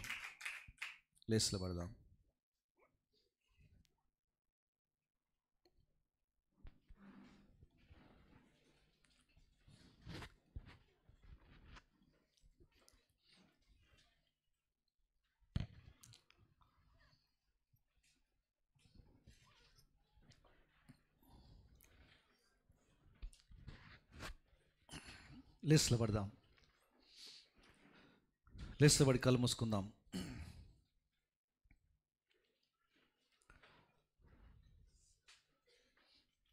హల్లెలూయా. నా ప్రియ సహోదరుడా, సహోదరి, ఈరోజు నిజంగా దేవుడు మనతో మాట్లాడి ఉన్నాడు. నిజమగు క్రిస్మస్ అంటే ఏంటి అనేది దేవుడు మనతో మాట్లాడాడు. ఆయన మనలో జన్మించాలి.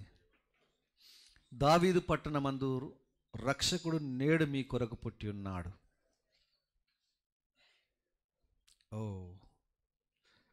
అయితే అది డిసెంబర్ 25 కాదు అని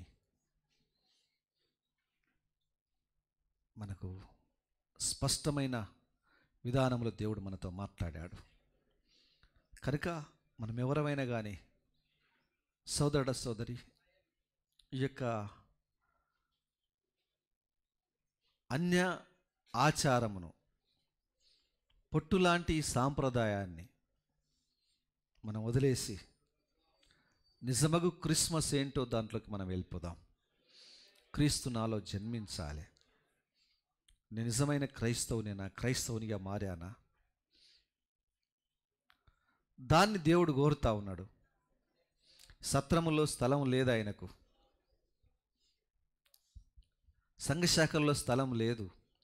ఈ వర్తమానానికి, ఈ సత్యానికి సంఘశాఖల్లో స్థలం లేదు. ఒక పశువుల పాక లాంటి నిన్ను నన్ను ఎన్నుకొని నీలో నాలో నివసించాలని కోరుతున్నాడు ఆయన. మన పైన ఉన్న దేవుడు మన మధ్యలోకి ఇమ్మానుయేలుగా వచ్చాడు, పశువుల పాకలో జన్మించాడు. ఆయనే మన మధ్యలో ఉన్న దేవుడు మనలోపటికి ఇంకొక పశువుల పాకలోకి రావాలనుకుంటున్నాడు ఆయన. అది నీ జీవితం, నీ యొక్క దేహం. అది సహోదరుడా, సహోదరి, నీ దేహంలోకి వచ్చి నిన్ను మార్చాలని కోరుతున్నాడు. రక్షకుడు నీ కొరకు పుట్టి ఉన్నాడు. 2000 సంవత్సరాల క్రితం పుట్టాడు ఆయన. ఆయన చనిపోయి సమాధి చేయబడి తిరిగి లేచి పరలోకంలో ఉన్నాడు. ఇప్పుడు ఆయన చిన్న బాలునిగా చేయడం వల్ల ఇవన్నీ, ఈ సాంప్రదాయాలు ఆయనకు అవసరం లేదు. పండితులు గుడ్డి వాళ్ళు అయ్యారు, చరిత్రకారులు గుడ్డి వాళ్ళు అయ్యారు. దేవా, నీవు నాకు ఇచ్చిన ఈ కృపను బట్టి నీకు స్తోత్రములు అని చెప్పగలవా? బిలాం బోధ నుంచి దేవుడు మనల్ని విడిపించినందుకు దేవా నీకు స్తోత్రములు అని చెప్పగలవా?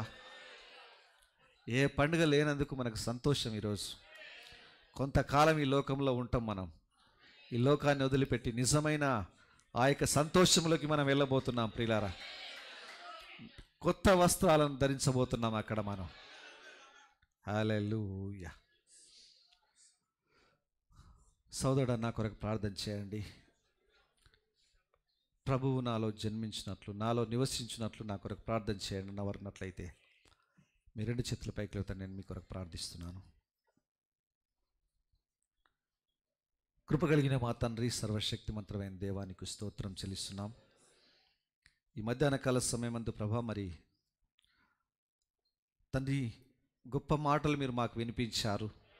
అందుని బట్టి మీకు స్తోత్రం చెల్లిస్తున్నాం తండ్రి. మరి మేము ప్రభువుని నమ్మినప్పటి నుంచి, వర్తమానంలోకి వచ్చినప్పటి నుంచి ఇప్పటి వరకు ప్రభా, మరి కేవలం మేము వాక్యమేందే సంతోషించినట్లు, నిన్ను ఆరాధించినట్లు మమ్మల్ని ఏర్పాటు చేసుకున్నారు. క్రిస్మస్ అంటే క్రీస్తును ఆరాధించడం అనేది ప్రభా మేము తెలుసుకున్నాము. ప్రభా, మరి అదే విధానంలో మేము వెలుచుండగా తండ్రి నీ దీవెనలు మా పైన ఉంచమని మేము ప్రార్థిస్తున్నాం. ఇంకా ఎవరైతే ప్రభా మరి వారి కన్నులు తెరవబడలేదో వారందరూ తండ్రి మరి వారి కన్నులు తెరబడి నాయన మరి నీ యొక్క నిజమైన జన్మ గురించి తెలుసుకునే కృప దయచేయండి. ప్రత్యేకంగా తండ్రి మరి నీ యొక్క రాజ్యంలో జన్మించే కృప దయచేయమని మేము ప్రార్థిస్తున్నాం. వారిలో మీరు నివాసం చేయమని మేము ప్రార్థిస్తున్నాం తండ్రి. మరి వారు నమ్మిన ఆ యొక్క అబద్ధాన్ని రుజువు చేయడానికి వాళ్ళు ఎన్నో ప్రయత్నాలు చేస్తున్నారు. కానీ నువ్వు సత్యవంతుడవైన దేవుడవని మేము నమ్ముతున్నాం. దయగలిగిన మా తండ్రి, నీవే ప్రభా మా మధ్యలో ఉన్నావని మేము నమ్ముచున్నాం. ఈ మాటలు మా అందరి హృదయంలో నిరంతరంగా ఫలింపజేయండి నాయన. నిజమైన క్రిస్మస్ను మేము జరుపుకునే కృప మాకు దయచేయమని నీ చేతుల్లోకి మమ్మల్ని మేము సమర్పిస్తూ మా ప్రభువును రక్షకుడునైన యేసుక్రీస్తు నామమున ప్రార్థిస్తున్నాం. ఆమేన్. మన ప్రభు అయిన యేసుక్రీస్తు యొక్క కృప, ఆయన సంతోషము, సమాధానము ఇక్కడ ఉన్న వారికి, నిజమైన క్రిస్మస్ జరుపుకోవాలనుకున్న ప్రతి బిడ్డకును ఇప్పుడు ఎల్లప్పుడు సదాకాలం తోడై ఉండగాక. ఆమేన్. ఆమేన్. అందరికీ వందనాలు. God bless you all. Praise Lord. God bless you. God bless you.